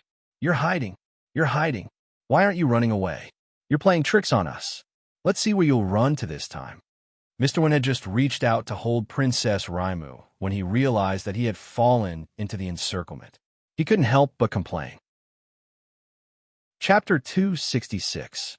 How could a man of Mr. Wen's experience not be able to judge the current situation? Someone must have saved Princess Raimu, but this person couldn't reveal himself.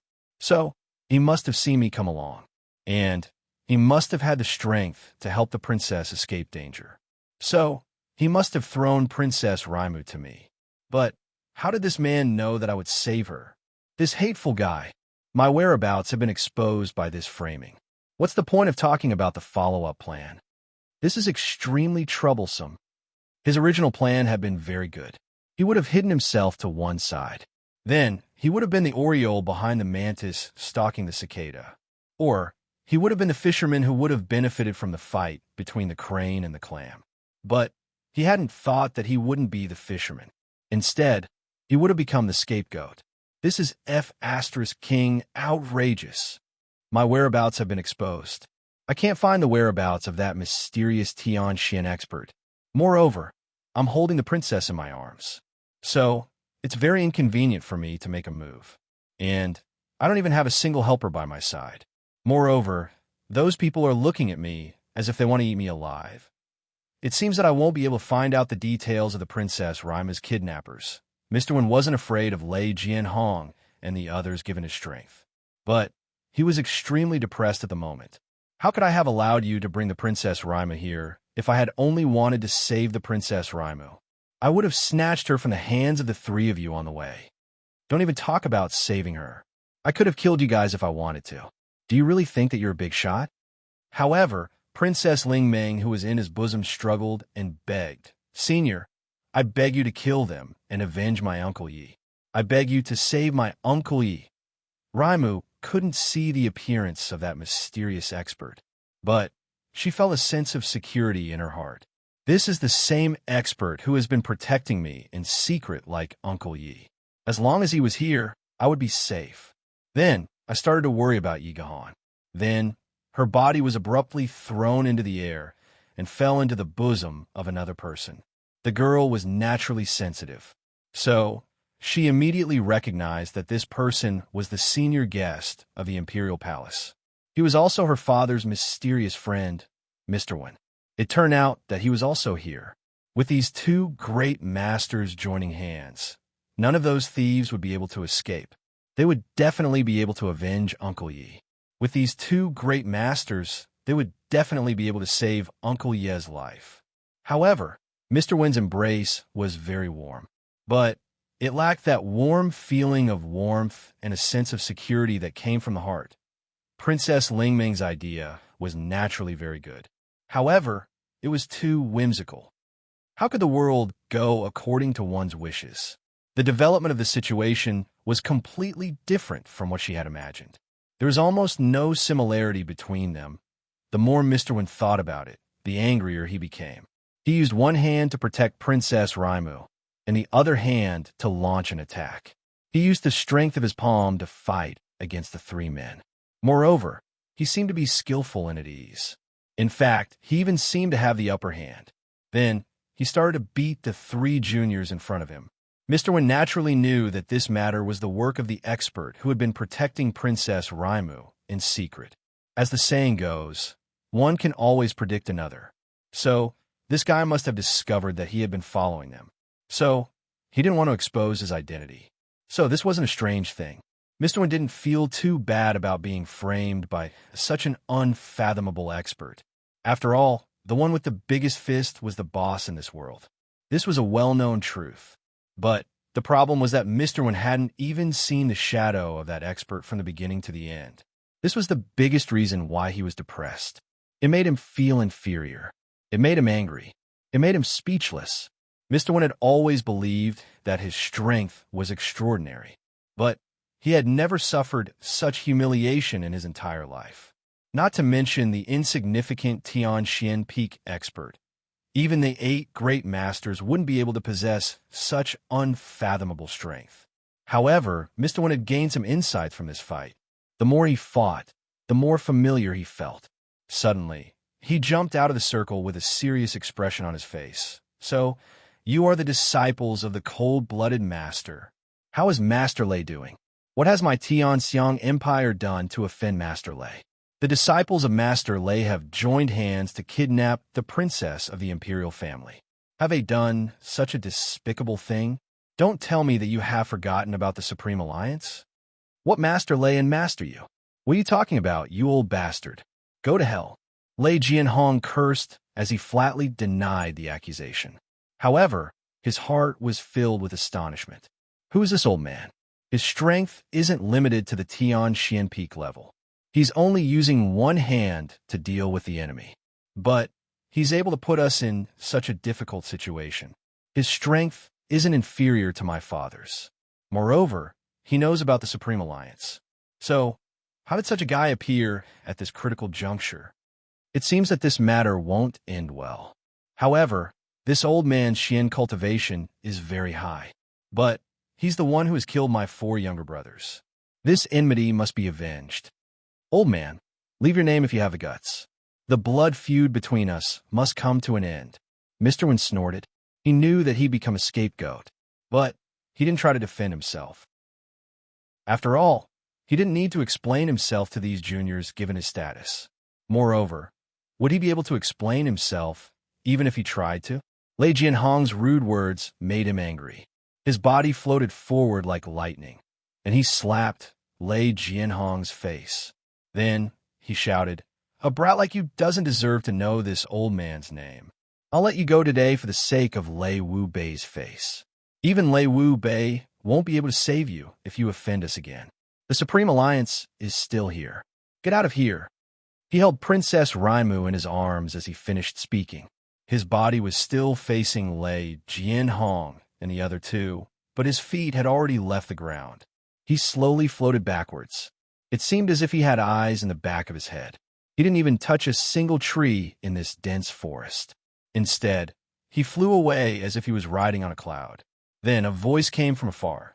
"Tell that old man Lei Wu Bei that I, surnamed one, will look for him and ask him about today's matter." Lei Jianhong and the others looked at each other. They couldn't help but be overwhelmed with amazement. Zhou Jiaming spoke up after a long while. That old bastard killed 4 of my younger brothers. But he still dares to boast shamelessly. He has no sense of shame and wants to settle accounts with us. Let's see where this old bastard will run when a master arrives. The other 2, Lei Jianhong and Fang Piaohong, complied in unison. The opposite party's martial arts were very powerful, so the 3 of them couldn't possibly avenge themselves. So they had no choice but to give up even if they didn't want to. They could only wait for the master to arrive. Jun Dashao whistled as he leisurely arrived at the place where the horse was tied. He untied the horse and mounted it. He was very proud of his success. He whipped the horse and urged it to return home. In fact, Jun Moxie had already planned this when he had discovered that the mysterious expert was following Lei Jianhong and the other 2. In any case, I have the yin-yang escape, so no one can see me. Humph, you want to investigate me? Let's go and fight each other. I don't have the spare time to play with you. This is good. I've rescued Raimu, and I haven't exposed myself in the slightest. I've completed the task perfectly and exceeding the quota. I don't want the princess to repay me, so I'll just clap my hands and stare at her. Jun Wui and the others were anxiously waiting for him by the time he returned home. Why? Yi Gahan's injuries had reached the point where he could stop breathing at any time. They had asked the solitary eagle to pour his Xian Qi into Yi Gahan's body, but the so-called pure Xian Qi couldn't cure his injuries. His vitality had been exhausted, so even a large amount of pure Xian Qi wouldn't be of any help. What he lacked was the vitality that his soul had bestowed upon his flesh and blood. No one, including the solitary eagle, could do anything about it. The solitary eagle had given Yi Gahan the purest and most gentle Xian Qi. Otherwise, Yi Gahan wouldn't have been able to hold on until now. Jun Moxie walked in with a disappointed look on his face. Everyone stood up. Did you find the princess? Jun Mo Xie shook his head listlessly and slumped into a chair. Picking up the cup of tea, he gulped down a mouthful and grumbled, "You guys think too highly of me. They've already been taken away for such a long time. Where am I going to find them? I can't find her." Jun Wui sighed and didn't say anything. Dugu Xiao, he wanted to say something, but Sun Xiao Mei grabbed her small hand and pinched it. So she shut her mouth. Solitary Eagle snorted and said, "This person is already like this. It's a waste to pour more Xian Qi into him. Since Jun Moxie is back, there's no need for me. I'm going back to practice." He didn't say goodbye and left in a carefree manner. Dugu Xiao, he curled her lips and said, "This old man doesn't know anything except how to take someone's pulse. But he still has the nerve to be a doctor? How did your Jun family hire such a swindler? What a waste of rice." This sentence made the solitary falcon, who was walking outside the door, stagger and almost fall. He snorted angrily. What's wrong with this little girl? If this old man hadn't extended his Xian Qi to prolong his life, would this seriously injured kid have been able to hold on until that little bastard Jun came back? But he couldn't lose his temper when he looked at the little girl. So he waved his sleeves and disappeared without a trace. Jun Moxie and Jun Wui had strange expressions on their faces. If Yi Gahan wasn't still lying there like a corpse, the uncle and nephew would have laughed out loud. Sun Xiaomei's wisdom and experience couldn't be compared to the little girl's. Even though she didn't know the solitary eagle's background, the fact that the solitary eagle could extend the life of Yi Gahan with his Xian Qi was enough to prove that this person was brilliant. She wasn't scared to death by the little girl's ignorant words. She waited until she was sure that the solitary eagle didn't have any intention of getting angry. Then she calmed down. If such an expert were to get angry, then the consequences would be quite serious.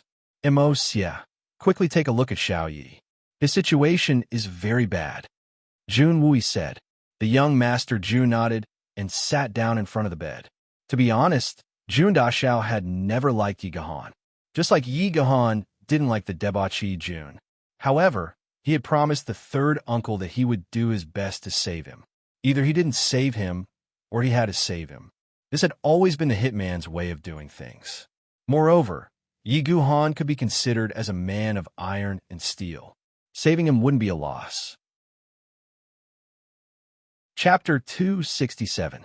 Jun Mo Xie grabbed Yi Guhan's hand and poured pure Xiantian spiritual energy into Yi Guhan's body. Yi Guhan's throat issued a weak cough, and a trace of blood flowed out of the corner of his mouth. It's difficult. Jun Moxie shook his head and frowned. He looked up at Jun Wui. It's very difficult, and the cost of treating him. I'm afraid it's going to be very, very big. Then he turned to Dugu Xiaoyi and Sun Xiaomei and shouted, Haven't you two been scared enough? Hurry up and go over there and rest. The place he was talking about was naturally Guanqing Han's small courtyard. Jun Wui understood the meaning of this and tried to persuade them. Ni Xiao Yi, Ni Xiao Mei, go and play with your sister Qing Han. Don't worry, we'll be here. Everything will be fine. I've already sent people to inform your families, and someone will come to pick you up. Xiao Yi may be your elder, but he's still a man. Mo Xie won't be able to save him if you stay here. Dugu Xiaoyi pouted unhappily. Jun Mo Xie's words were reasonable, but the little girl felt that she was being treated as an outsider. So she twisted her waist and pouted and refused to leave. But Sun Xiaomei persuaded and pulled her away. Sun Xiaomei was very astute. She had already sensed that this uncle and nephew had some secret to talk about, and it wasn't convenient for the two of them to be present. Did you really not find the princess? Jun Wui snorted and smiled. Would you have come back if you hadn't found her? I know you, brat. Either you don't agree, or you do. It's fine as long as you know. Why'd you say it out loud? Jun Moxie continued to transfer spiritual energy into Yi Guhan's body and slowly adjusted his bone position. He sighed helplessly. Third uncle, although Princess Raimu hates me for what happened today, it's because I was unfilial in the past. No matter what, she can't be blamed. Yi Guhan is cold and aloof, but he can be considered an outstanding person and a good man. At this point, Jun Moxie's voice became heavy. Even so, helping them today might not be the right decision. He really shouldn't have saved her. Third uncle, how could you not know that our Jun family is already in a precarious situation? And now that there are more variables, we are in even more danger. Although I had already made arrangements and believed that they wouldn't suspect me for the time being, there would still be some clues to follow. These two girls, Dugu Xiaoyi and Sun Xiaomei, are already a huge loophole. Secondly, third uncle, you and I both know about Yi Guhan's situation. This person's identity is extremely sensitive. Not only is he the descendant of the rebellion, but he's also the protagonist of another matter. Jun Moxie looked at Jun Wui in a serious manner. Third uncle, you haven't considered this matter properly. This matter isn't a good thing for the Jun family, the others, or yourself. I've thought about these things that you've just said. Jun Wui looked at Jun Moxie with a deep gaze and said slowly in a dignified tone, You should know that there were 19 descendants of the family that grew up with me, your father, and your second uncle. But now, only me, Yi Guhan, the 3 Duga brothers, and Murong Chenglong of the Murong family are left. Only the 6 of us are left. Jun Wui sighed. His Majesty will certainly feel uncomfortable if we save Yi Guhan today. But he will only feel uncomfortable. Because of this matter, he has been feeling uncomfortable for more than 10 years. So, what if he feels uncomfortable one more time? But if I change my mind and ignore this matter, how will I face the other 13 brothers in the underworld in the future? Even your grandfather won't forgive me. Even if your grandfather doesn't blame me, I won't be able to forgive myself. I still insist on saving him. Mo Xie, you must remember, our Jun family has never been a gentleman, but we will always distinguish between gratitude and grudges. A real man is born between heaven and earth. There are things that we shouldn't do, and things that we must do. We, the descendants of the Jun family, have our own pride and perseverance. This has always been the case. In those days, your great-grandfather, who was your grandfather's grandfather, was just an ordinary blacksmith. Before he died, he passed down the Jun family's ancestral teachings. Jun Wui's voice became solemn. What ancestral teachings? Jun Moxie asked curiously. If you have a burr between your legs, you must be a man. Indomitable spirit, go to hell. Jun Wui slowly recited these words. It must be said that the Jun family's ancestral teachings were quite crude. They were not polished at all. If you have a burr between your legs, you must be a man. Indomitable spirit, go to hell. Jun Moxie murmured these words twice. At first, he wanted to laugh, but the more he thought about it, the more he felt that these words were to his taste. Good ancestral teachings. Jun Moxie cheered loudly. He was a little emotional and said, "It seems that this ancestor, before he died, was a man. Yes, there are countless people in this world who have a burr between their legs. But there are very few who could be a man. Man? What is a man?" Jun Wui looked at Jun Moxie like a hawk. A man is a husband. A real man. A man of iron bones and a loyal heart. A man of indomitable spirit. Jun Moxie laughed and said in a carefree manner. When he said these words, he felt that his heart was broadened. Carefree. Yes. Submissive, overcautious, cowardly, greedy for life. Such a person, even if he married 100 wives and gave birth to 800 sons, he still wouldn't be considered a real man. Jun Wui laughed heartily. A man of iron bones, a man of indomitable spirit. Well said. But what I admire the most is the last 4 words of this grandfather's teachings. F*ck off. Jun Moxie laughed heartily. This sentence is too much to my liking. It's simply a stroke of genius. To use these 4 words as an ancestral teaching is worthy of my Jun family's ancestor. Jun Wui smiled and said, "That's right. These words seem vulgar and uncultured, but they contain an open-mindedness, arrogance, and carefreeness that is truly incisive. Do as I please, do as I please, all the laws of the world go to hell." Jun Moxie was happy in his heart. This ancestral teaching seemed to be tailor-made for me. You have your eyes on the 4th line, but I have my eyes on the 3rd line. Perhaps this is the difference between you and I. It has also caused us, uncle and nephew, to conduct ourselves in a completely different way. Jun Wui put away his smile and said slowly, "Indomitable spirit. My understanding of these 4 words is, no matter what, to be worthy of your own conscience, you must first have a clear conscience. Then you can be indomitable spirit. Life and death are not to be feared. Glory and splendor are not worth mentioning. Wealth must be in the right way, and one must live life with a clear conscience." Jun Wui resolutely said, "There is a sequence to the teachings of our ancestors. First, be a good man. Then, be able to live up to your conscience. Only with these 2 prerequisites can you confidently say, 'Go to hell.'" After that, Jun Wui smiled meaningfully. "Moxie, do you understand the so-called ancestral teaching? Now, do you understand my choice?" "Yes, 3rd uncle, I understand." Jun Moxie said solemnly. "First, you must be worthy of yourself. Then you can do as you please." "That's right." Jun Wui was gratified. But he didn't realize that Jun Moxie's understanding was completely different from his own. In fact, it was a completely different matter. What Jun Moxie had said was to be able to face himself. This was completely different from what Jun Wui had said when he said that he would live up to his own conscience. In fact, it could even be said that they were poles apart and couldn't be linked at all. Jun Moxie's art of unlocking heaven's fortune hadn't stopped supplying pure spiritual energy while the uncle and nephew were talking. So, Yi Guhan's breathing had stabilized under the infusion of spiritual energy. But he was still unconscious. In fact, Jun Moxie could only do this much at the moment.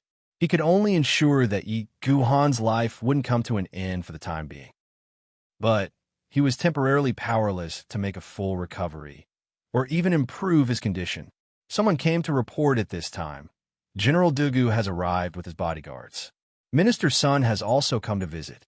Jun Wui hastily arranged for them to enter the room. Dugu Wudi and Minister Sun had barely entered the room when they heard a servant report. "Princess Raimu has arrived." It turned out that Princess Raimu had immediately clamored to see Yi Gahan and her uncle Yi after Mr. Wen had rescued her back to the palace. Her attitude had been unusually fierce. Even the emperor had come to persuade her, but it had been of no use. Moreover, Princess Raimu's attitude had become even more resistant after the emperor had arrived. In fact, she had become somewhat cold. She had finally disregarded everything and wanted to leave the palace. The emperor had no choice but to agree. Princess Raimu had immediately inquired about Yi Gahan's whereabouts after leaving the palace. She had found out that Yi Guhan had been rescued by the Jun family's third master, Jun Wui.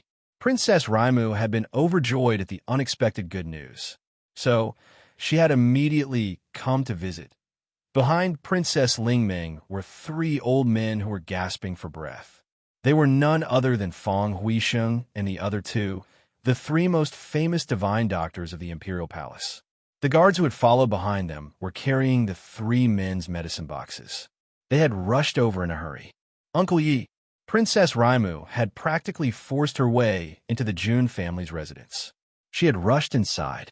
She hadn't paid any attention to anyone else. She had anxiously asked Jun Wui, "Third Uncle Jun, where's my Uncle Yi? Where's he?" At least she knows how to call someone. That's not too outrageous. Jun Wui smiled bitterly and shook his head. Princess Raimu felt as if she had fallen into an ice cave. Her vision had turned black, and she had almost fallen down. She then said in a trembling voice, "Could it be that Uncle Yi has, Your Royal Highness, please don't make wild guesses. Although Brother Ye's injuries are serious, his life is not in danger. I have already placed him in Mo Xie's courtyard. Sai, I do not dare to hide this from you. Although Brother Ye's life is not in danger, his condition is very bad." Jun Wui thought for a moment. He had decided to tell Princess Raimu in advance so that she could be mentally prepared. The reason why Jun Wui was able to speak in such a heartfelt manner was because Princess Lingming was the emperor's daughter. She was a dignified princess of a country. However, she was able to reveal her true feelings towards Yi Guhan. In fact, she was so concerned about Yi Guhan. Therefore, Yi Guhan's efforts were not in vain. This girl is also a person who values friendship and righteousness. Jun Wui was used to seeing the 3 princes fighting against each other. At this moment, when he saw Princess Raimu treating Yi Guhan with such sincerity, Jun Wui felt that this girl was not bad. In front of Yi Guhan's bed, Feng Huisheng and the other 2 carefully examined Yi Guhan. They stood up helplessly and shook their heads. They stuttered and said, "Your Royal Highness, please restrain your grief." During the battle, Mr. Yi not only suffered many serious injuries, but his external and internal injuries were also fatal. The most difficult thing is that Mr. Yi had lost too much blood. He had lost more than half of his body's blood. Once a person loses 1/3 of their blood, it is extremely difficult to save him. It is not something that can be saved with medicine. The reason why Mr. Yi is able to hold on until now without dying is because of the extremely pure Xian Qi instilled by 2 experts to prolong his life. However, that Xian Qi is after all an external thing. Being able to prolong his life is already the limit. I believe that there is no more chance for him to turn the situation around. Princess, please restrain your grief. Chapter 268. What? You're saying that Uncle Yi can't be saved? I don't believe it. Dr. Feng, please think of a way. Princess Raimu's body swayed as she heard the 3 miraculous doctors' conclusions. Her pretty face turned snow white, and she suddenly choked. Blood overflowed from her small mouth, and her eyes became extremely gloomy. But she didn't give up and continued to plead with the head of the 3 miraculous doctors, Feng Huisheng. "Princess, Mr. Yi has lost a lot of blood. His internal and external injuries are extremely serious. His ribs are broken, and his internal organs are damaged. Moreover, there are dozens of external injuries. To put it bluntly, Mr. Ye's body doesn't have the slightest bit of vitality." Feng Huisheng's tone was unusually heavy as he explained, "With such injuries, even a deity wouldn't have any hope. It's already very rare for him to be able to hold on until now, and let the princess see him for the last time. Princess Raimu couldn't hold on any longer. She swayed a little and fell to the ground. Feng Huisheng and the other two shook their heads and sighed. They didn't dare to disturb the princess any further. They packed up their medicine boxes and left. Uncle Yi, Princess Ling Ming muttered absent-mindedly. Her face was so beautiful that it could cause the downfall of a nation. Her complexion was almost the same as Yi Guhan's as he lay on the bed. Duga Wudi and the others couldn't bear to watch. They shook their heads and sighed. They didn't want to disturb the two of them for the last time. Instead, they left for the Jun family's hall. Only Dugu Xiaoyi and son Xiaomei stayed in the courtyard to accompany Princess Raimu. They were afraid that something might happen to her. But son Xiaomei hesitated for a while when she saw Princess Raimu's heartbroken expression. But she couldn't bear it anymore. So, she whispered in Princess Raimu's ear, Jun Moxie can save Mr. Yi. Although son Xiaomei was not a beauty, she was a talented woman. She was really smart. When it came to wisdom, she was not inferior to Li Yuran. From the conversation between Jun Moxie and Jun Wui, she had already vaguely guessed that Jun Moxie should have the ability to save Yi Gahan. But for some reason, she was unwilling to do anything. Moreover, her identity as a princess was sensitive, which made it all the more. At this moment, seeing that Jun Moxie was not saying anything while Princess Raimu was grief-stricken, his heart softened and he reminded her. Princess Raimu had always believed in son Xiaomei's words. Although she didn't have confidence in Jun Moxie, she didn't doubt son Xiaomei. Moreover, for Princess Raimu at this moment, no matter how absurd it was the only life-saving straw. She would definitely grasp it. No matter how small the chance was, she would definitely try it. I must save Uncle Ye's life at all costs. Everyone had left, but Jun Mo Xie didn't go anywhere. This small courtyard was his residence, and Yi Guhan had occupied his bed. So, how could he possibly move to another place to live? That was unreasonable. Jun Daxiao crossed his legs and sat on the only armchair in the room. He closed his eyes and pondered. He had already promised the third uncle that he would treat Yi Gahan, so he must treat him. However, this kid's injuries were very difficult to treat. So, how should I treat him? The loss of blood was the most troublesome part for the three great doctors. However, this wasn't a problem for Jun Mo Xie. After all, Jun Mo Xie had the wisdom of 2 lives. So, he could find someone with the right blood type. Then, he could transfuse his blood with the help of Jun Mo Xie's Xiantian aura. So, it wouldn't be a big problem. As for the internal and external injuries, Jun Moxie was confident that he could cure them. He had a lot of precious herbs, and he could nourish Yi Guhan's body. So, his life wouldn't be in danger even if he became a one-armed man. The most troublesome thing was Yi Guhan's ribs. The situation was so serious that it had never been seen or heard of before. He had broken 15 ribs. His chest had caved in. Some of the broken ribs hadn't just broken into 2 sections. Instead, they had broken into 3 or 4 sections. Then, 4 or 5 sections, this was the most difficult problem. And this problem was almost unsolvable. It wouldn't have been a big deal if it were a simple bone injury. It would have healed slowly as long as he could endure some pain. However, the internal and external injuries were being tormented at the moment. So, it was very likely that Yi Guhan's weak qi would have been enough to take his life. Yi Guhan only had a little bit of vitality left in his body. Moreover, it was something external. The great Master Falcon and the young Master Jun had instilled it into his body. So, he was barely able to prolong his life. However, it was impossible for him to sustain any large movements. However, Yi Guhan's bones would be completely deformed if he were to treat his external injuries and recuperate his vitality. Then, he would have enough vitality to bear the burden of the bone setting. Jun Moxie closed his eyes and frowned. He was thinking hard, but he didn't have the slightest clue. It's a pity that anesthetics don't exist in this world. It wouldn't be too difficult to treat Yi Gahan if anesthetics were available. Wait a minute, anesthetics? Jun Moxie suddenly became excited. He ferociously slapped his thigh. Jun Moxie opened his eyes wide in surprise. That was because he hadn't slapped his thigh a moment ago. In fact, he hadn't felt anything on his thigh. Where did I slap it? My hand clearly felt something. Moreover, that feeling was when Junimo Xie opened his eyes, he saw that Princess Lingmeng was covering her face with her hands. Her eyes were filled with tears as she looked at him. On her pretty face, a clear handprint could be seen slowly bulging up. This slap had landed squarely on Princess Rima's face. It was an incomparably loud slap on her face. Crap, what are you doing? You came over like a ghost. Can't you make some noise? Don't you know that scaring people can scare people to death? Jun Daxiao felt a headache coming on. He had been so focused on thinking about the problem that he hadn't noticed when Princess Raimu had come over. I slapped my thigh, and I actually slapped a beautiful woman's face. Moreover, this beautiful woman is a princess. This luck with women is really incurable.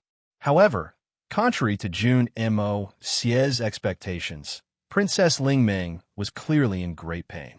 Her small face was twitching, but she didn't seem angry at all.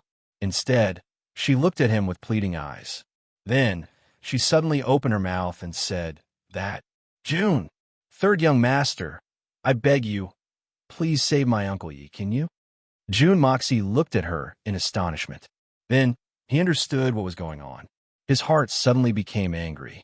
His sharp eyes quickly glanced at Dugu Xiaoyi and Sun Xiaomei. The two women suddenly shivered under his knife-like gaze. Dugu Xiaoyi was more or less fine, but Sun Xiaomei was the main planner of this incident. Her heart was trembling. She and Jun Daxiao hadn't interacted much, but she was very clear about the debauchee Jun's character. He was definitely the kind of person who would hold grudges. So, wouldn't he take revenge on her for today's matter? She hoped that he wouldn't take revenge too ruthlessly since she was Fatty's fiancée. Save him? How can I save him? Even the three great masters couldn't do anything. So, how can a debauchee like me save him? What ability do I have to save him? Your Highness, you're begging the wrong person. Your joke isn't funny. It's not funny at all. Jun Moxie snorted. His mind had been filled with thoughts of how to save Yi Guhan before this. But now, the thought of giving up had appeared in his mind. I'll save him even if thousands of people try to stop me.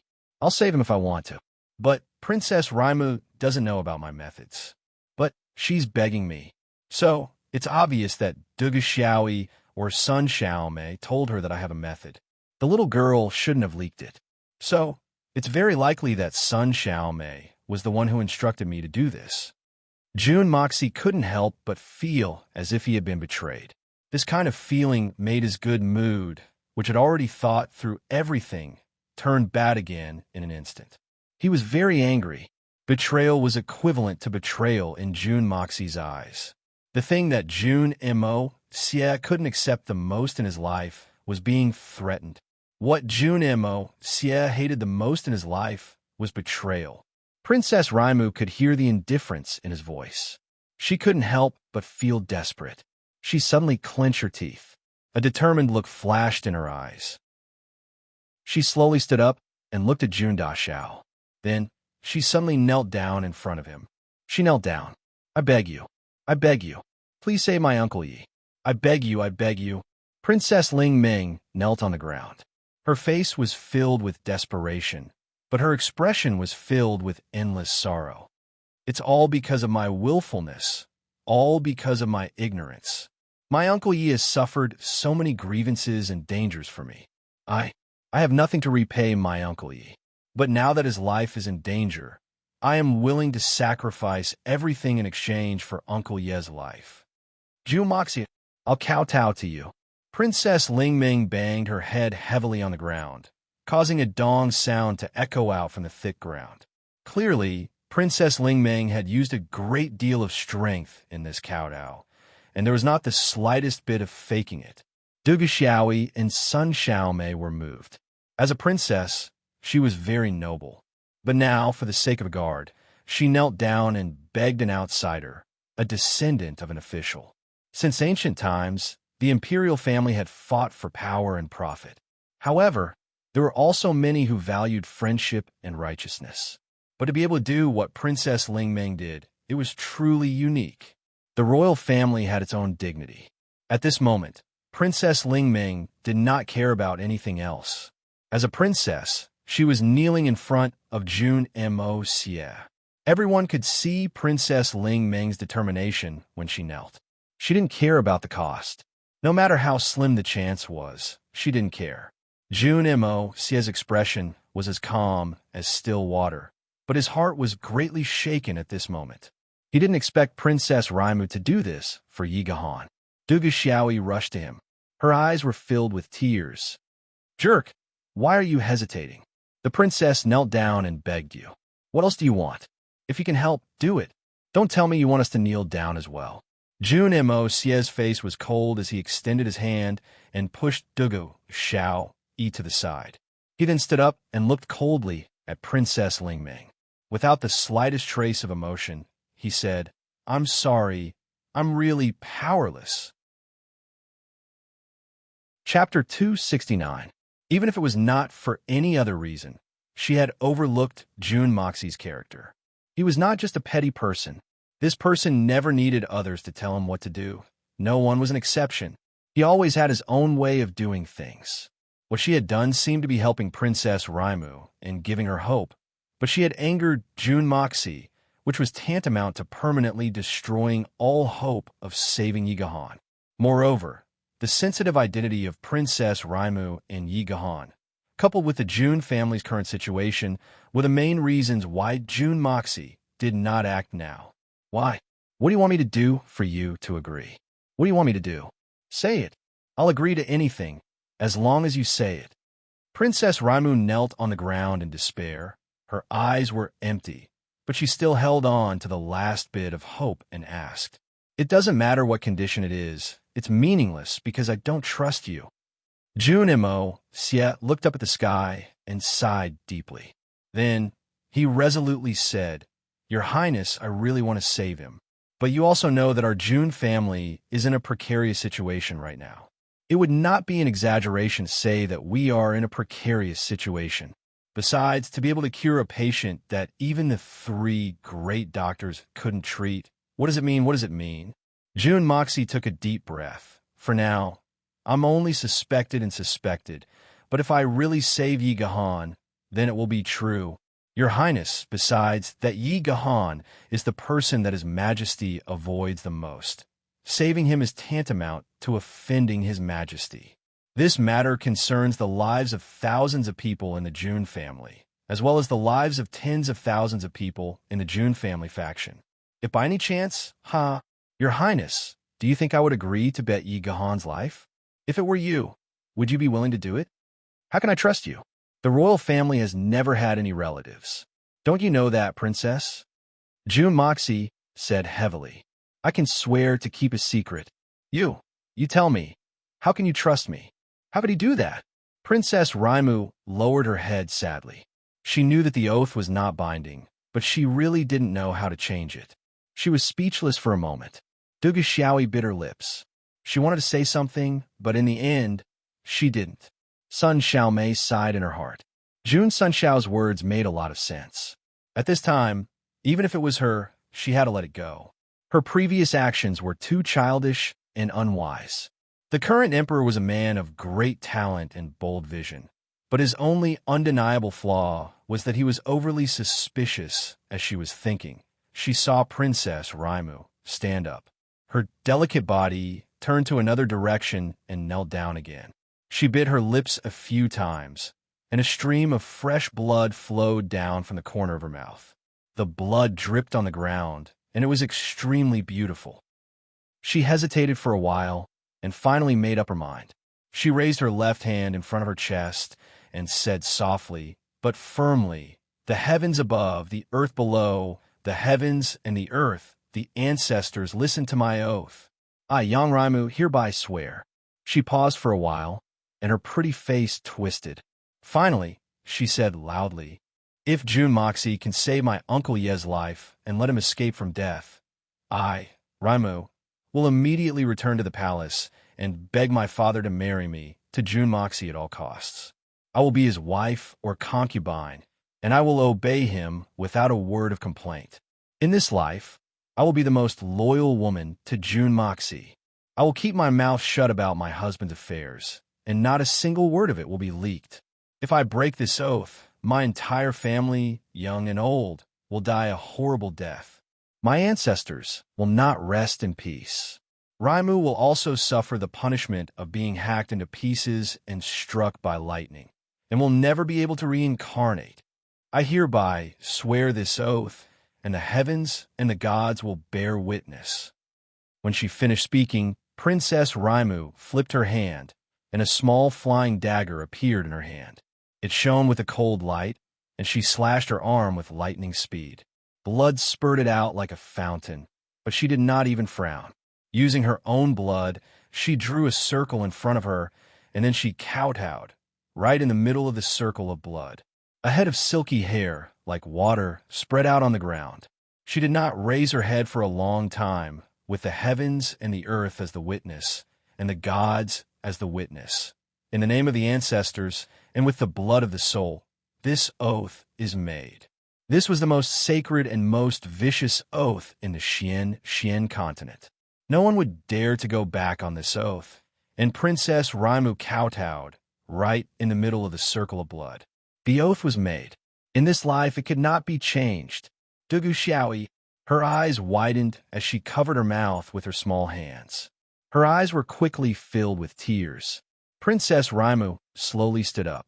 Her face was already crisscrossed with tears, but she did not cry out. Her tearful eyes stared at June Moxie. She enunciated each word clearly. "June Moxie, do you believe me now?" June Moxie was tongue-tied and couldn't say anything. June Dashao would never have imagined that Princess Raimu would make such an oath. How could he say that? Previously, June Moxie had already decided to save Yigahan. It was only because there were some key issues that were difficult to deal with. Coupled with the sudden arrival of Princess Raimu and her special identity, June Moxie was unable to act. Otherwise, as long as he had secretly saved Yiguhan, and then casually pushed the blame on some mysterious person who didn't exist, it wouldn't have been a big hindrance even if some people had suspected it. However, he had never expected that Princess Ling Ming, whom he had rescued with great difficulty, would return so quickly. Moreover, the most damning thing was that 3 imperial physicians had followed her. These 3 divine physicians could represent the highest level of medical expertise in the Tianxiang Empire. With so many eyes, June Moxie's original plan was foiled on the spot. Even if he could save him, he could not save him now. Otherwise, if Raimu were to suddenly leak the news to the Emperor's ears and let him know that the June family's 3rd young master had such an ability to bring a dead person back to life, wouldn't that be terrible? First of all, grandfather had been guilty of deceiving the Emperor all these years. Then, there was the suspicion of 3rd uncle's injury. Following these clues, the matter of the aristocratic hall was also a logical conclusion. No matter how many heads the June family had, it would not be enough to chop off. Therefore, June Moxie had resolutely refused to treat Yigahan. But Princess Raimu had unexpectedly made such an oath in order to gain June Moxie's trust. The moment this oath was made, both she and June Moxie were forced to a point where there was no turning back. Princess Raimu's entire body was trembling. Her eyes were fierce as she looked at June Moxie.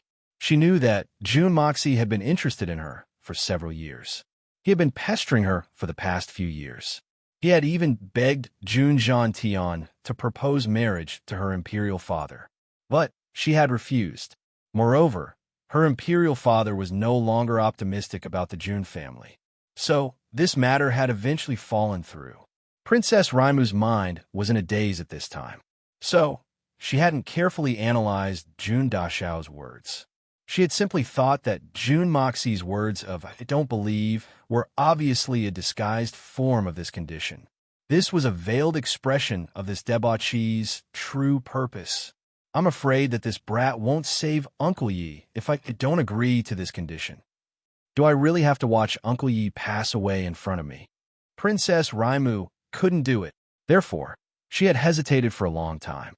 But she had finally decided to agree. So, what if I sacrifice the rest of my life's happiness as long as Uncle Yi survives? Moreover, my future marriage will only be a means for my imperial father to draw the ministers to his side. Who knows what my future husband will be like? He may not be better than June Moxie. Uncle Yi can disregard his life and death for me. So, can I do something for him? Therefore, Princess Raima had made such a resolute decision. The flying knife was still in her hand. Her blood was still on it. But Princess Raima's heart was already ice cold. What hope is there in this situation? What longing is there? It's just a dream. Princess Raima stared at June Moxie. June Moxie also stared at her.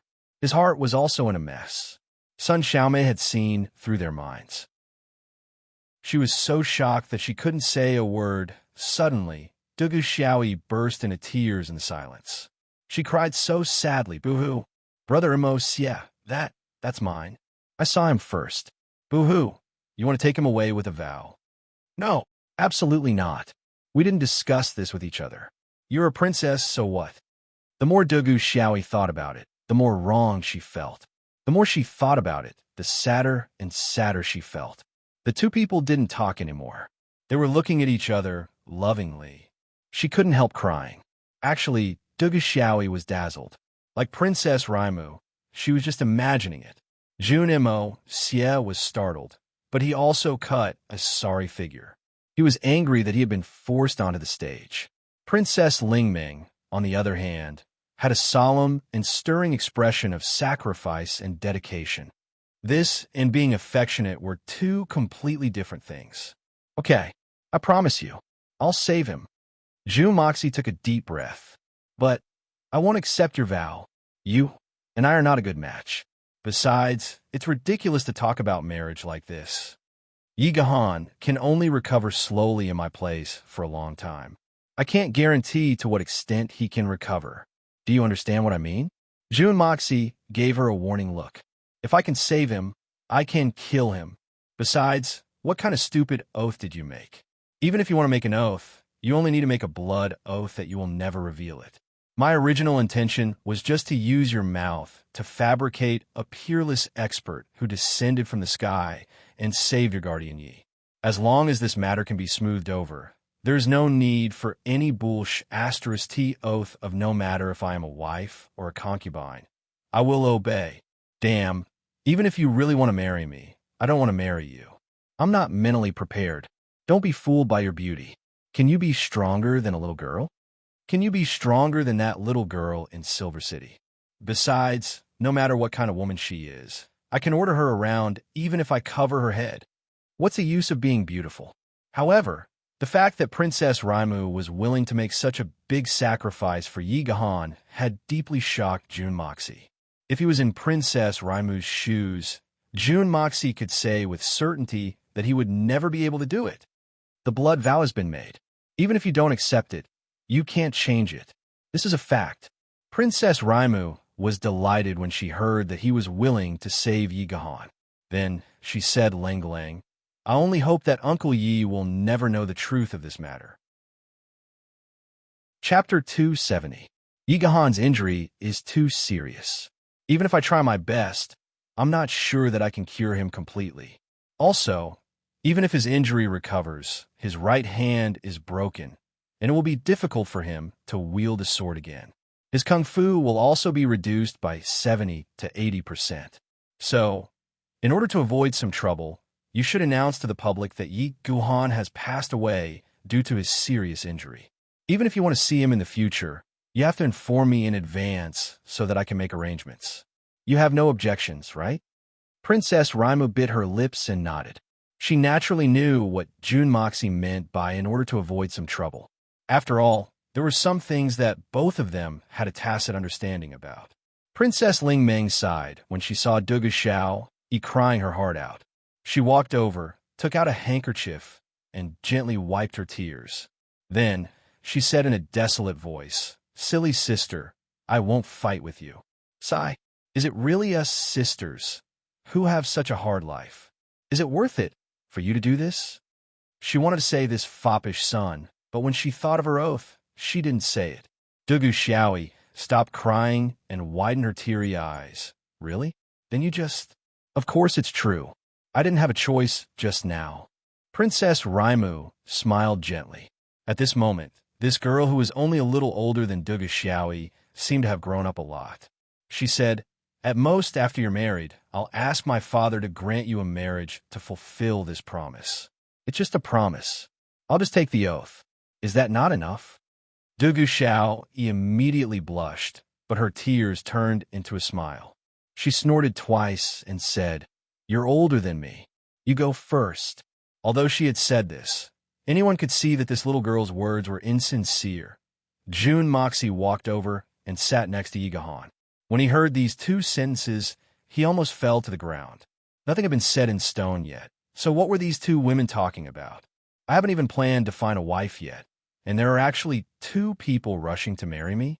We don't have any plans in this regard right now.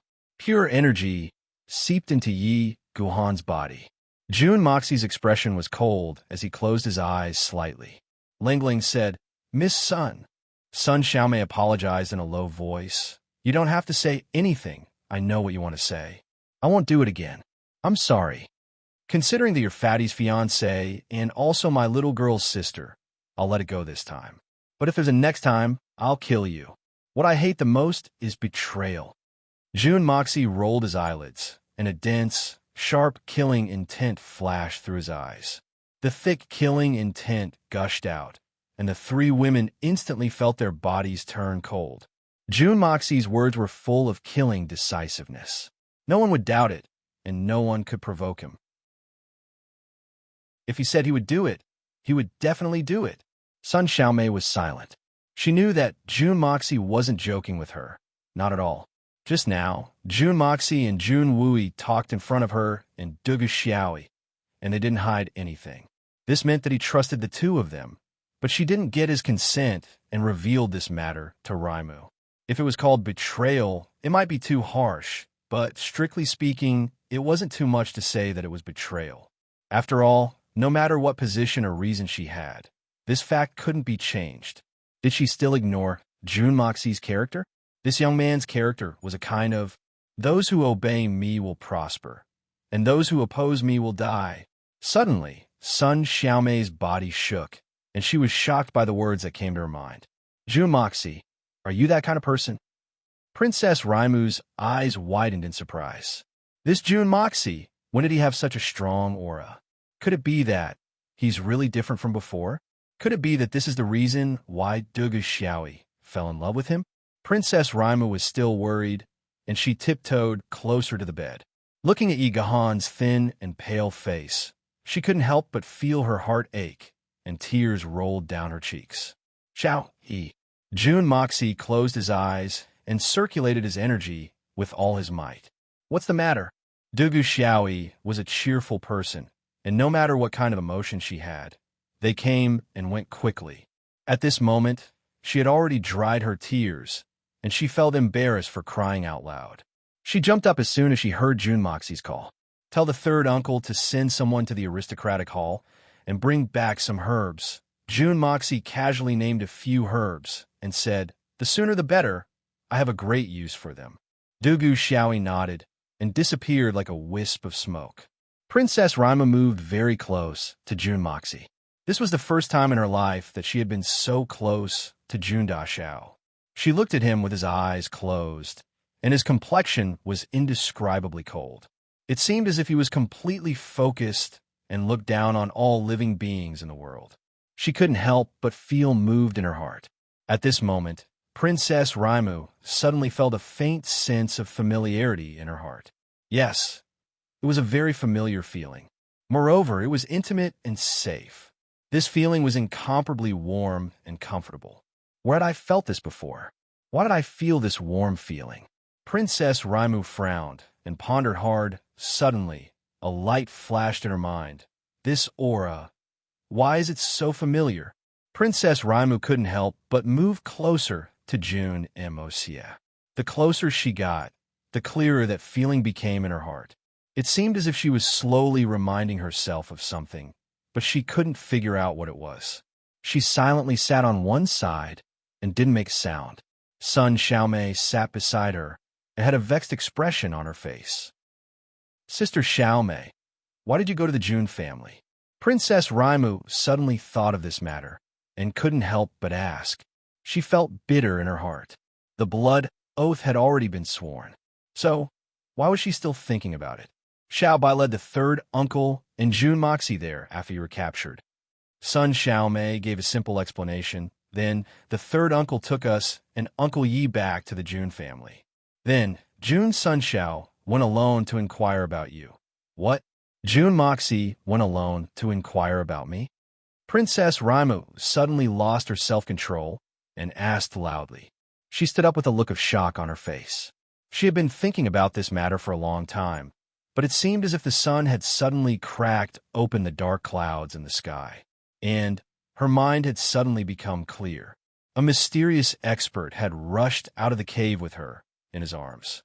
In fact, it was that mysterious knife-throwing expert who had been protecting her all this time. And what she had felt in that man's arms was very similar to what she had felt when she was next to Jun Moxie. Could it be? But how is this possible? Princess Raimu shook her head fiercely. It seemed as if she wanted to get rid of this ridiculous thought. But her heart became more and more certain, and the two figures gradually began to overlap in her mind. She recalled that Jun Moxie had also been present when she had been assassinated, and he had suddenly disappeared. Is it really him? Princess Raimu's heart thumped wildly. She looked at Jun Moxie in amazement. Suddenly, a feeling emerged in her heart for the first time. He is actually very handsome. She suddenly blushed. Right at this moment, Dugu Xiaoyi came bouncing in after completing her task. The little girl finally came back to her senses. She was extremely happy. "You call my name Xiao? Just now. It sounds so nice. I'll let him call me that a few more times in the future." Little sister Xiao Yi, Princess Raimu tried her best to restrain the excitement in her heart. She pretended to be calm and said, "I heard that Jun's son Xiao had forged a treasured saber for you. It's the one that you showed off the last time. It said that it has a nice name. It's called the Best Saber of Red Sleeves. Can I have a look at it? The last time I said that I wanted to show it to you, you were so dismissive. But this time you want to show it to me. All right, I'll show it to you." Dugu Xiaoyi mumbled, but she still rolled up her sleeves and untied the thin saber blade. Jun Moxie almost fainted when he caught a glimpse of it. "Dugu Xiaoyi, I gave you this saber for you to slash people. It's not for you to use as an arm guard. What a waste of God's gift." Jun Moxie growled. He was extremely angry. "This little girl has actually tied the saber tightly to my arm. It took me quite a while to untie it. How is this different from an arm guard? If it's tied like this, I'm afraid that the battle will be over by the time I pull out the saber." Dugu Xiaoyi's face turned red. She hummed a few times and said bashfully, "This is the token that you gave me. I'm not willing to use it. Why are you still blaming me?" As she spoke, she lowered her head as if her face was on fire. She pinched the corner of her clothes and asked shyly, "My jade pendant, you're still wearing it, aren't you?" Princess Ling Ming had made a blood oath. Admittedly, it was not from her own heart, but the little girl had already felt a great threat from Princess Ling Ming. She felt that her position was in a precarious position. So, when Jun Mo Xie asked her about it, she decided to ignore her shyness and use the words keepsake. She meant to tell Princess Raimu, "Whether you're willing or not, I'm still ahead of you. Look, we even have a token of love. When it comes to this, even if we're good sisters, I can't back down. I, Dugu Xiaoyi, will fight for my love till the end. If you piss me off, I'll also make a blood oath. You didn't do it willingly, but I did. Who's afraid of who? Jade pendant? Token?" Jun Moxie was stunned. Where did this come from? That jade pendant. I seem to have put it aside after I accepted it. I can't remember where I put it now. Princess Ling Ming did not pay any attention to Dugu Xiaoyi's words. Her hands trembled slightly, and her eyes shone with a strange light of surprise. She received the treasure blade, and with a single glance, she was able to determine one thing. This blade and the flying dagger in her bosom were clearly made by the same person. Whether it was the craftsmanship the craftsmanship of the maker, the patterns on the saber, or the uniqueness of the casting of the saber, as well as the degree of sharpness, everything was clear. The body of the saber was light and small. It was easy to hold, hack, and stab, but it would never hurt the hand. The tip, the edge, the back, the edge, the body, the handle, and the hanger. Every aspect of the saber, including the curve of the saber, was well-tempered and smooth. It was obvious that the person who cast this saber had spent a lot of effort on it. Apart from that, the saber was slightly shorter. It was obvious that the size of the material used to cast this saber had determined that it was made for a woman. The entire saber was shining, and the patterns of the clouds were twinkling like the stars in the night sky. It was also like the Milky Way had fallen from the sky and landed on the saber. The entire saber was a flowing river of light. Chapter 271. Nice saber. Princess Raimu looked at it enviously, unable to put it down. Now, in her heart, she had basically decided on one thing. However, she was not ready to reveal this matter, because now she felt that Jun Moxie's previous pestering, acting like a spoiled brat, and showing off his hooligan methods, was probably just a cover-up. Otherwise, just his earth-shattering medical skills alone would be enough to set off a huge uproar in the capital city, not to mention his world-shocking Xianxi, his chivalrous character, and his courageous heart. However, because of his family's reasons, this young man, who should have stood at the peak and enjoyed the worship and respect of the public, would rather sully himself. Then, what he said before was all true. He really did not have any intention of coveting me. Perhaps we are really not compatible, but it's not that he is not worthy of me. It's that I am not worthy of him. These years, it has been really hard on him. A peerless youth who possessed such a peerless skill, who was proud and arrogant, had no choice but to live under the scorn of the crowd. He even had to put on an extremely vile performance, as if he couldn't be trained. What a great torture this was! How broad-minded and open-minded one must be to be able to face all of this calmly. Who doesn't want to be admired by the public? Who doesn't want to be worshipped by the public?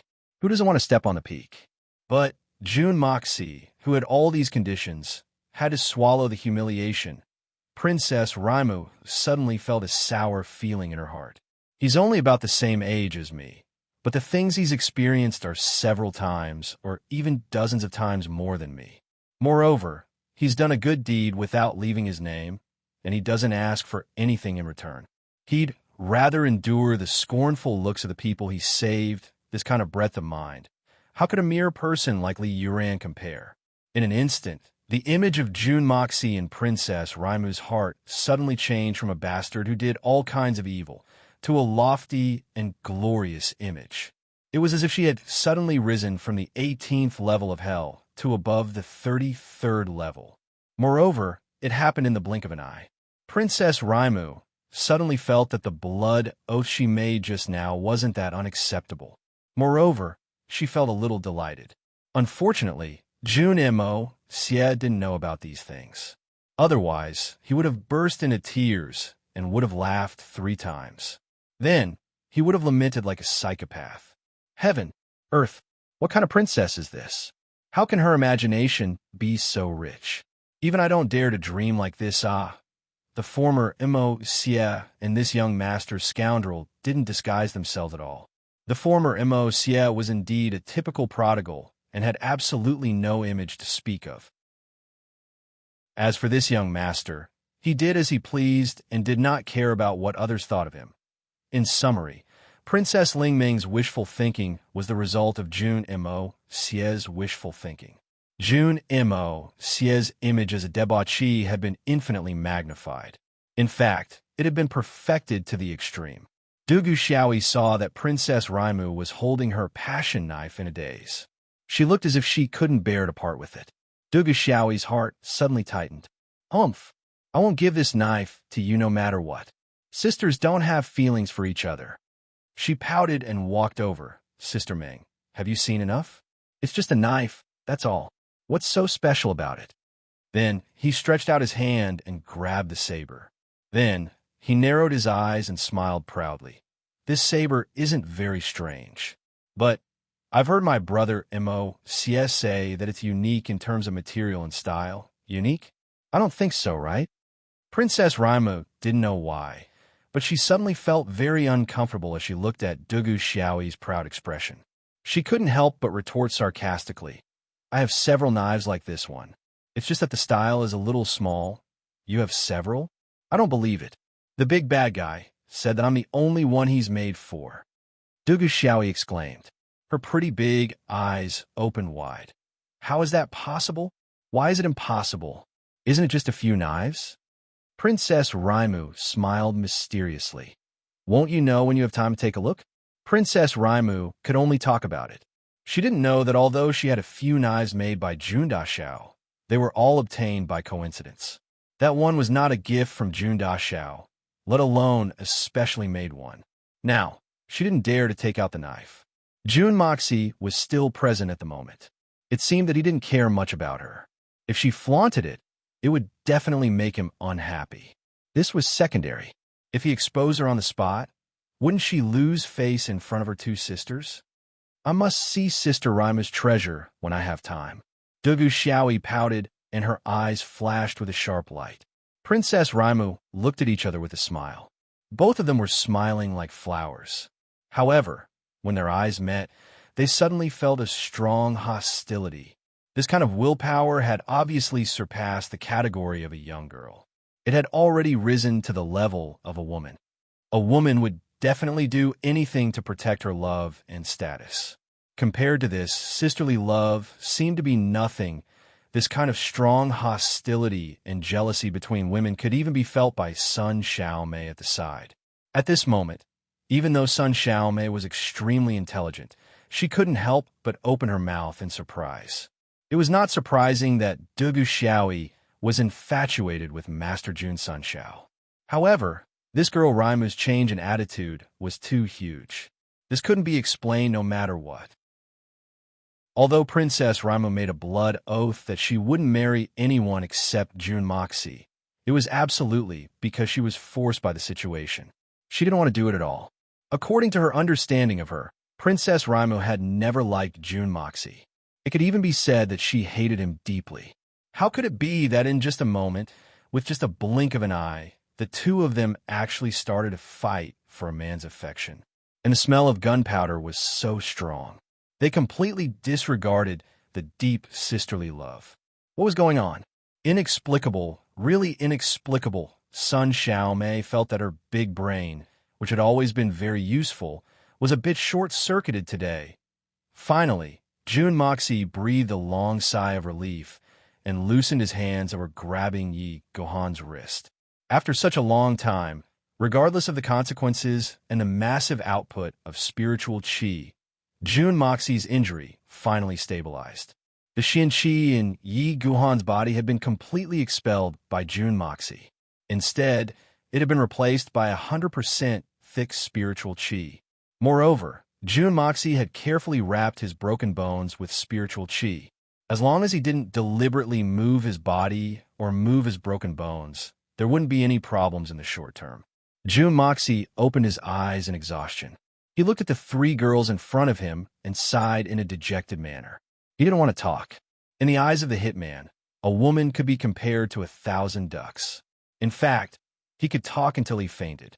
As for three women together, this was a very terrifying matter, especially when there was only one man on the opposite side. That man's fate would be very miserable. How is it? Princess Raimu moved forward with a somewhat flattering expression on her face. How is it? Dugu Xiaoyi's small head drilled into the front of Jun Moxie's nose. Her thin eyebrows were constantly twitching. Jun Moxie could even feel her thin breathing.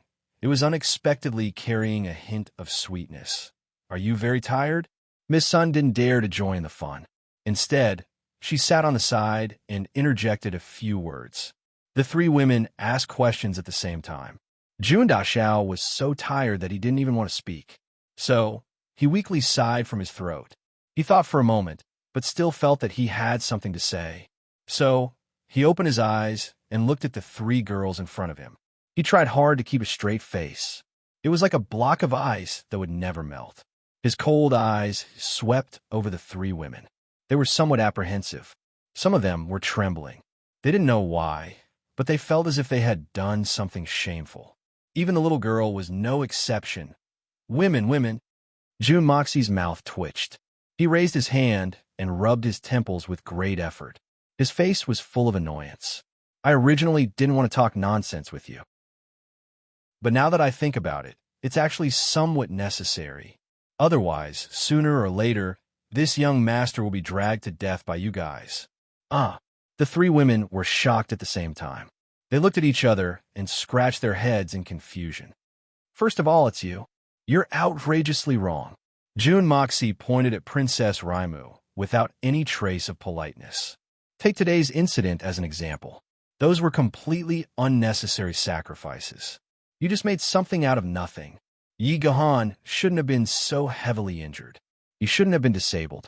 He even had the chance to escape unscathed. But because of your stupidity, he ended up like this today. You knelt down to seek medical treatment for your Uncle Yi. You even sacrificed yourself to seek medical treatment.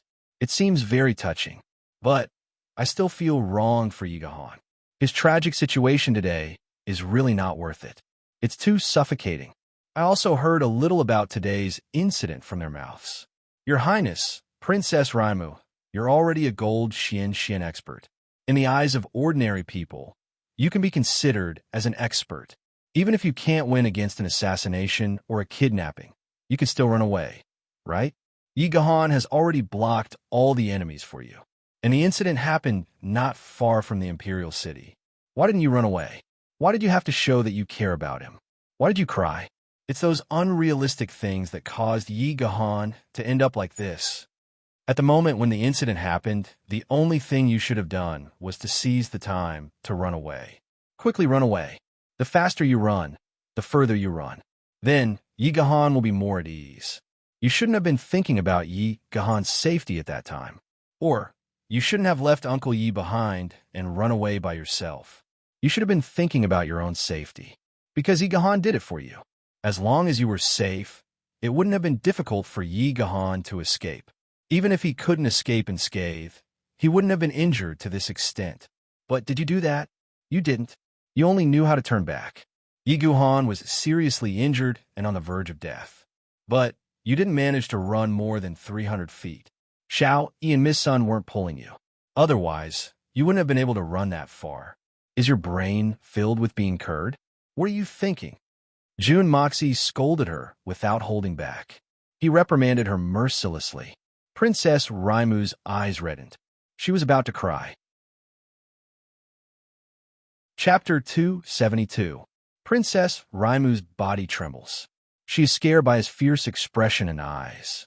She doesn't dare to cry, especially after Yi Gahan was seriously injured. You didn't even run away. You're really good and powerful. You're really loyal. You're willing to do everything for your Uncle Yi. Very good, very touching. I really want to say that I admire you. June Moxie grits his teeth and nods fiercely. Suddenly he roars. But have you ever thought that you have two good sisters by your side? You're so loyal that you won't run away no matter what. Will they abandon you and run away alone? You're directly harming them, killing them. If today's matter wasn't for kidnapping, but for assassination, the three of you would have become a pile of dead meat now. What's the use of being beautiful? The enemy's target is you. It's not a loss for you to die, but you've implicated two innocent sisters. If something bad happens to them, will you feel guilty? But Princess Raimu suddenly feels a little scared and ashamed. She doesn't dare to look at June Moxie's eyes. She doesn't even dare to look at the two sisters next to her. But what? June Moxie's voice is stern, but Yi Gahan was already lying on the ground. Are you worried about him? That's even more shameful logic. If Yi Gahan hadn't died, then he would have kept you safe. But if Yi Gahan had died, then he would have died to protect you. So, he would have died a worthy death. He used his life to cover your escape. That's the price of his death. But you didn't run away. Instead, you didn't move. You made his death completely meaningless. It was no longer of any use. He gave up his life to exchange for a chance, but you let it go. Even if he dies, he won't be able to rest in peace. Stupid woman, when will your brain, which is stuffed with tofu dregs, be enlightened? Huh, you're really stupid. With this kind of brain, you actually have a nerve to boast that you're exceptionally intelligent. You look down on this, you look down on that, you spit on that. June Moxie was a little tired from scolding people. He had to admit that scolding a princess with such harsh words and stern countenance gave him a sense of accomplishment. It was so satisfying. He had avenged himself for being ignored before. And you, pointing at Duga Xiao Yi, he said, is it fun to tie a knife to your arm when you have nothing better to do? Why don't you tie it to your crotch? Don't you know that the saber technique needs to be paired with your saber in order to bring out its greatest power? What was the use of tying it to his body? Did your head get kicked by a donkey too? Panting heavily, June Moxie continued to scold. Can't bear to? What was there to be reluctant about? Saber. What is it used for? The saber was not for ornamentation, nor was it for decoration. The existence of a saber was to behead people, chop people, and kill people. What's the use of tying it to your arm? I worked so hard to forge a saber for you. Was it just for you to tie it to your arm and use your stinky sweat to rot it every day? Do you know how much effort, energy, and time I spent to forge this saber? What a waste. Stupid. You're also hopelessly stupid. Her brain is full of tofu dregs. Your brain must be flooded with water. There's a limit to how strong you are. June Moxie pointed at the tip of Dugu Xiaoyi's nose with his finger. His saliva almost sprayed on her face. Dugu Xiaoyi's face turned pale. She tried her best to lean back to avoid his saliva. Moreover, you weren't their target at that time. Princess Rima definitely couldn't escape. Why didn't the two of you run for reinforcements? Why did you foolishly rush towards them? They were Tian Xian's elites. Do you know what Tian Xian is? It's like a beggar telling the emperor that he wants to rebel. It's the same logic. He can crush your tiny body into pieces with just one finger. No, not a single bit of you will be left. Saying that you're a mantis trying to stop a chariot or an ant trying to shake a tree is a compliment. You're simply humiliating Tian Xian's elites. You're the second stupid woman. June Moxie took a deep breath and concluded. And you, do you think you're very smart? June Moxie didn't let go of Sun Xiaomei. She doesn't understand. Are you stupid too? You know you're running for your life. Why are you running on the street? Are you running for your life? I think it's more like taking a stroll. What kind of idiot would come up with such a stupid escape route? Can't you take a few more detours? There are houses on both sides. Breaking into a few houses and exiting through the front door and the back door will be much safer, right? There's actually a road that led straight to the top, and they were running wildly on it. Do you think you can outrun an expert like Tian Xian with your speed? I know you don't have a good appearance. That's why you have a unique way of doing things. You're able to see through people and see through problems and things. That's why you're very arrogant in this aspect. Arrogant my ass. What's the use of that? You can't even see through yourself. No matter how accurate you see through others, it's all fake. Do you understand? The little lass doesn't understand worldly affairs. The princess's mind is clouded. You're the only one who understands. Can't you just knock the princess out and bring her away? I believe that if you knock that stupid woman out earlier, you'll definitely be able to escape safely. Even Yigahan would have a chance to escape. Do you think I'm right? If you don't understand yourself, don't think of understanding anyone. June Moxie slammed the table. Also, don't think that you're so smart that you can see through everyone's thoughts. You think that you've grasped men's psychology and women's weaknesses. Let me tell you, whether it's a man or a woman, everyone has their own thoughts. No one would be willing to be controlled by others. Don't use your pitiful intelligence to measure others. From what I can see, you're still far from it. A single wrong decision is enough to kill someone. Today, Yigahan is the best example. It doesn't matter if you're stupid, but please don't implicate others, especially your own relatives. June Moxie roared. June Moxie rained curses down on them. His saliva splattered all over the place. He scolded the princess and the two ladies until they couldn't raise their heads. It was as if he was scolding his grandchildren. But you said it yourself. We're only gold Xian experts. There's still an unreachable distance between us and Tian Xian. Strength is the most important factor in everything. What can we do? Sun Xiaomei snorted. She was a little dissatisfied that he was pointing at her nose and scolding her. So, she straightened her neck and retorted, "This girl is different from the princess and the little girl. She's also an extremely arrogant character. Does strength fall from the sky?" June Moxie snorted. "Dressing up every day can cultivate tyrannical strength? Treating yourself as a flower vase every day, treating yourself as an object of protection? How can you cultivate peerless martial arts?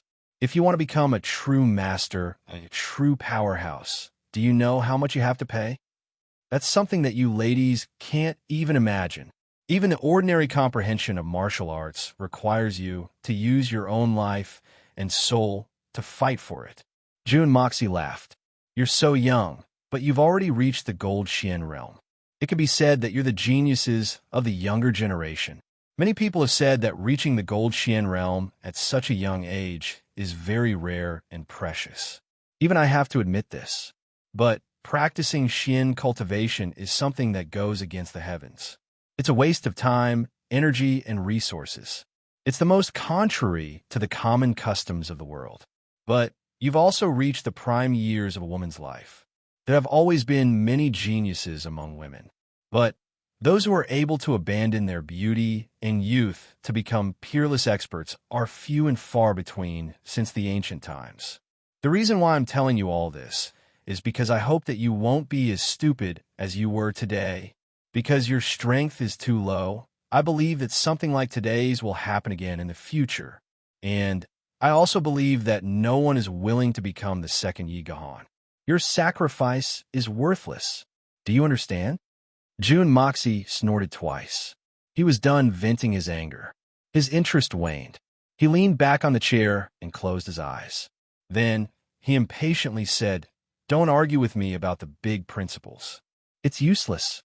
If you're confident that you can convince your enemies with some bullshit reasoning, then there's no harm in doing so. If not, then shut your mouths as soon as possible. This young master has been busy for a long time. He needs to rest." The three women's faces turned red at first, but after listening to June Moxie's words, they realized that they were reasonable even though they were extremely unpleasant to hear. They couldn't help but hang their heads in contemplation. Dugu Xiaoi pouted. She rolled her eyes. She snorted twice and wrinkled her nose. Then she muttered, "You're really unreasonable. Humph. You've given the wrong thing to someone else. What kind of person is this? I'm so angry. I'll remove that saber later. Let's see what else you can say." At this moment, the sound of heavy footsteps came from outside. At first, it sounded like a huge elephant was madly running towards them. The speed of the footsteps was frightening. It wasn't frightening that it was frightening. It was frightening that it was frightening that it was frightening. The three women looked at each other in dismay. Then, they heard a panting voice from outside. "I say, third young master, third ancestor, you're deliberately making me run until my legs break. Pity me. I've sweated a few dozen kilograms on the way here. What kind of medicine do you want in such a hurry? You even asked me to personally deliver it. Damn it. That's all. Let's go to the Spirit Fog Lake in the afternoon and have some fun. TSK, TSK. Every time I think of the girls there, each and every one of them is pink and tender. Big Brother's mouth is continuously drooling. Oh, that's right. Let's first look for those big masters. I'll try out your if you don't pay after using it. It's not considered by a method. That's really amazing. Third young master, you're really an expert. Little brother admires you so much that he won't bow down. The identity of the person who had arrived was obvious. It went without saying. Hearing this, the faces of the three women in the room turned as black as the bottom of a pot. It was frighteningly black. The three women revealed the same expression at the same time. They wanted to kill someone. It was truly a gaze that wanted to eat someone alive. Following the complaints and flattery, Tang Dashao dragged his big belly and panted as he entered the room. The threshold was too high. Fatty Tang had to exert a lot of effort to lift his belly with both hands before he could take a step in. As soon as he entered the room, He didn't even have the time to speak. He was shocked to see the three beautiful women fiercely glaring at him. It was as if they wanted to swallow him whole. He was immediately stunned on the spot. Suddenly, he screamed, "My mother!" Chapter 273. The three women were not willing to let him go. They pounced on him at the same time. How could Fatty Tang's speed compare to the three agile ladies? Sun Xiaomei grabbed his ear and dragged him back. Fatty Tang could not help but wail and beg, but in the blink of an eye, he was abused. "You Fatty Tang? How dare you seduce June Sun Xiao to go to those ridiculous places? See if I don't light up your fat body into a sky lantern today. You're really promising to actually talk about girls." Sun Xiaomei took the lead and made the first move. The three women were scolded by June Moxie, but did not dare to refute. Everyone had accumulated a bellyful of anger, and Fatty was the perfect target for them to vent their anger. If they did not need him to vent their anger, then that would be a real waste of God's gift. Moreover, there was a reason for it, and it was a fair and reasonable use. Tang Yuan's snot and tears flowed together. His fat face and body were the same color. In an instant, his chubby face and round body suffered countless punches and kicks. For a moment, white, green, purple, black, everything was there. His screams shook the heavens and the earth. He begged June Sun Xiao to be merciful and save his brother from the fire and water, but there was no reply. It seemed that dealing with Fatty was also a strenuous job. The three women were so tired that they finally stopped. Only then did they remember that there was still the real culprit next to them. Now that they had something on him, they could finally vent their anger. Tang Yuan also finally raised his head and wanted to complain a little. "June Moxie, I didn't expect you." Suddenly, the three women stopped talking at the same time. The room was silent. Looking at the place where June Moxie was originally sitting, the four of them were dumbfounded at the same time. June Daxiao had disappeared without them knowing. Even the herbs on the ground were gone. This action was extremely fast. News came from the palace that old Master Tang was ordered to bring his eldest grandson, Tang Yuan, to the palace for an audience the next morning. Old Master Tang Wanli did not know the reason, but he could not disobey the emperor's orders. He could only send someone to the Jun family to bring back the eldest grandson that he had expelled from the family. The ashen-faced Tang Daxiao repeatedly kowtowed to all the gods and Buddhas and finally escaped from the sea of suffering. He didn't even have time to change his clothes and fled in a sorry state. For the first time, he felt that his grandfather was really cute. He was like a deity who came to save the world. As time passed, the sky gradually darkened. The Jun family's courtyard was abruptly lit. A banquet had been arranged in the front hall for the two honored guests, General Dugu and Minister Sunday. The standard of this banquet was quite high. Grandpa Jun and Jun Wui were personally attending, but June Moxie seemed to have evaporated without a trace.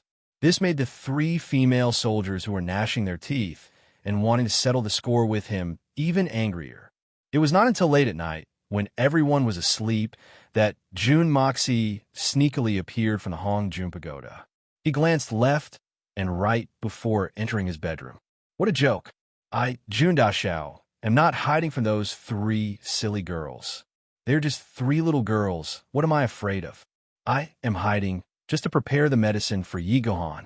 As the saying goes, saving a person is like putting out a fire. How can it be delayed? Although it took a little longer to prepare the medicine, don't people need rest? What fuss? Jun Daxiao comforted himself for a while. He had only spent half an hour to prepare the anesthetic. He took one for oral administration and the other for external application. He walked over to the bed and began to treat Yi Gohan's bone injuries. It took a lot of effort this time to finally connect the broken ribs in Yi Gohan's chest like a piece of embroidery. Jun Mo's clothes were drenched in sweat. He was exhausted. He sat down without the slightest bit of bearing. He shook his head and muttered to himself, "My God, this is really not a job for a human to do. I won't do such a strenuous and unrewarding thing again.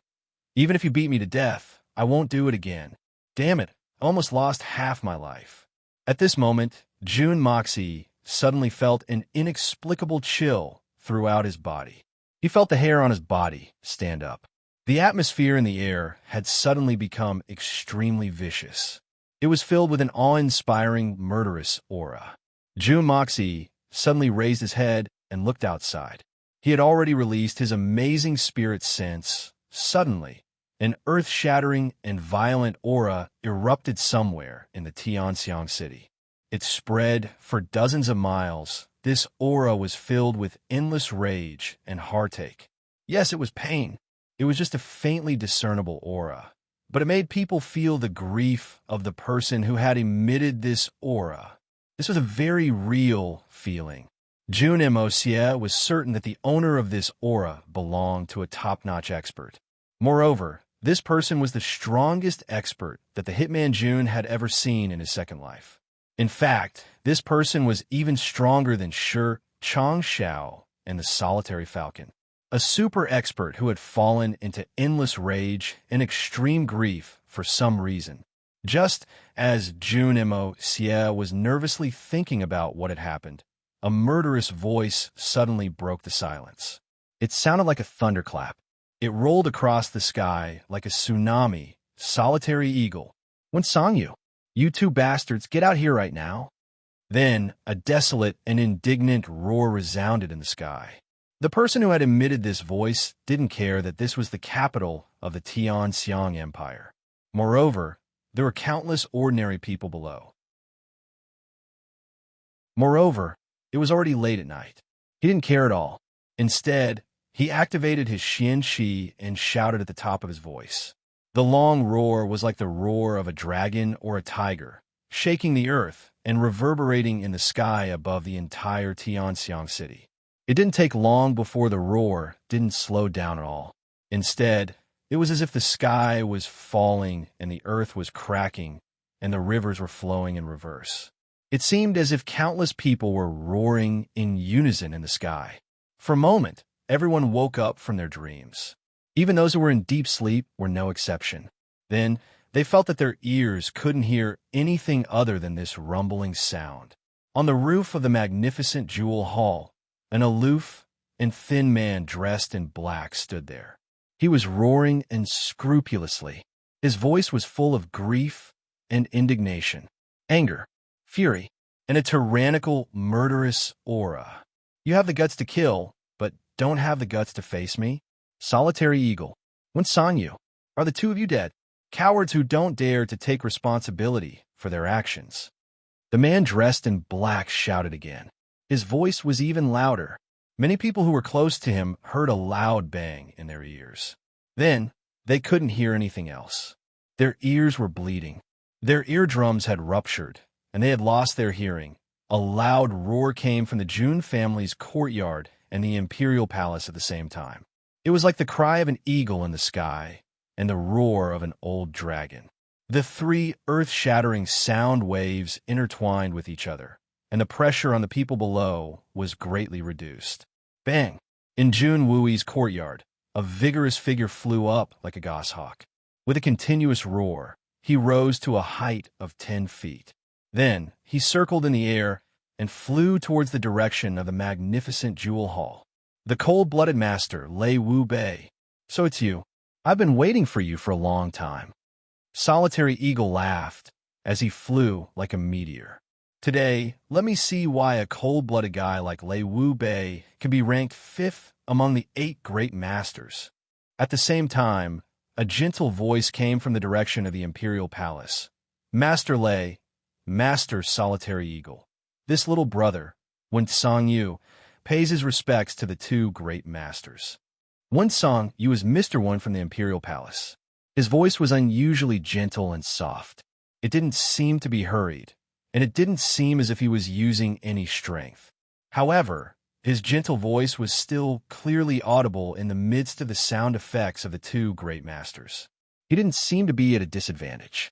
It could be seen that Mr. Wen's Xian cultivation wasn't as good as the 2 great masters, but it was almost the same. The 3 men were standing on the roof of the magnificent Jewel Hall. The stars were shining in the sky, and the roofs of the houses were continuous.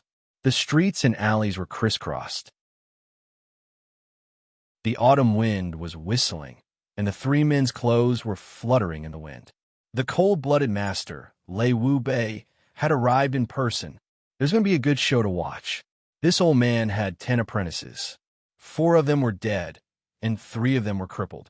Moreover, they were crippled to the point where they couldn't even recover. I'll have to see how this guy flips out. If I can get rid of that guy from the Imperial Palace, then it'll be a great help to me. Hitman Jun heard that this man was Lei Wu Bei, but he didn't feel the slightest bit of fear in his heart, even though he had already experienced the cold-blooded master's frightening power.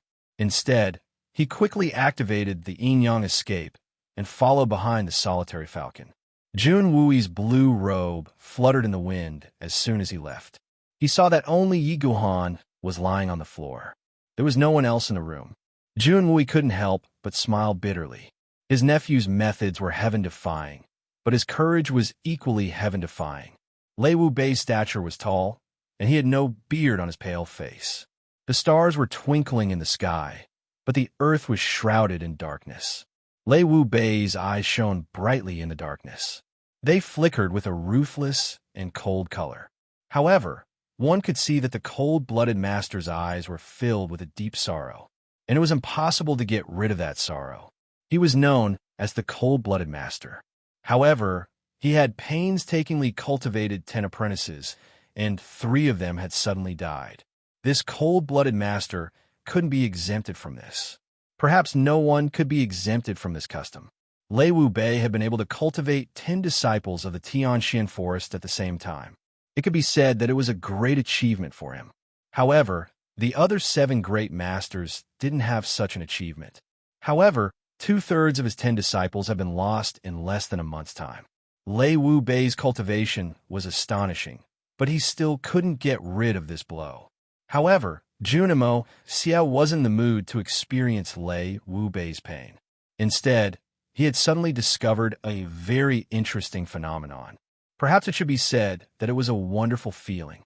He had discovered that the top experts he had encountered since he had crossed over to this world were Lei Wu Bei, Shi Changshao, Solitary Eagle, and the 2 demon beast kings of the Tianfa forest. Then there was Mr. One, the Silver Blizzard City's 3 great masters, Elder Shun Xian, and the Yutang Empire's imperial teacher, Fei Mengchen. Moreover, it wasn't very obvious from Mr. One's point of view, but the Solitary Falcon and the other great master-level experts all had one thing in common. Chapter 274. Yes, it was lonely. It seemed that no matter where they stood, no matter how many people were around them, these people were always exceptionally lonely.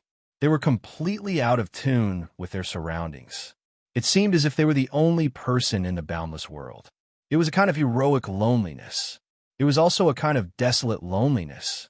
Is this the price one must pay to become a great master? Or perhaps it's lonely at the top? Will I be as lonely as they are if I reach such a realm in the future? However, I believe that I have reached the pinnacle of loneliness in this world. Jun Moxie Lang Lang snorted in his heart. I may not be as strong as you, but I'm much lonelier than you are. Jun Moxie continued to ponder in his heart. Then he saw 2 shadows flashing as they climbed onto the roof. Their white beards were fluttering in the wind, and their faces were dignified. These 2 men were the 3rd elder of the Silver Blizzard City and the 9th elder. The 2 great masters have graced us with your presence, and Brother One has also appeared here. It is an honor for the Silver Blizzard City. Would the 3 of you please come down and have a cup of fragrant tea? The 3rd elder cupped his hands in obeisance and smiled. He could clearly see that the 3 men were ready to jump at each other's throats. But he was the leader of the Silver Blizzard City's people. So, he couldn't afford to lose the Silver Blizzard City's grace. Therefore, he braced himself and said these words even though they weren't suitable for the occasion. Lei Wu Bei laughed mournfully and ignored the 3rd elder's question. He then shouted, "Solitary Eagle, my 6th disciple has suffered a broken bone and will be disabled for life. Did you do this?" The 3rd elder's face was filled with embarrassment. No matter how strong he was still representing the Silver Blizzard City. Lei Wu Bei's disregard for him made him angry. But he suppressed the anger in his heart when he saw Lei Wu Bei's crazed expression. The solitary eagle laughed and casually said, "Brother Lei, why are you so angry? He's only a disciple. This old man is kind enough to discipline him for you.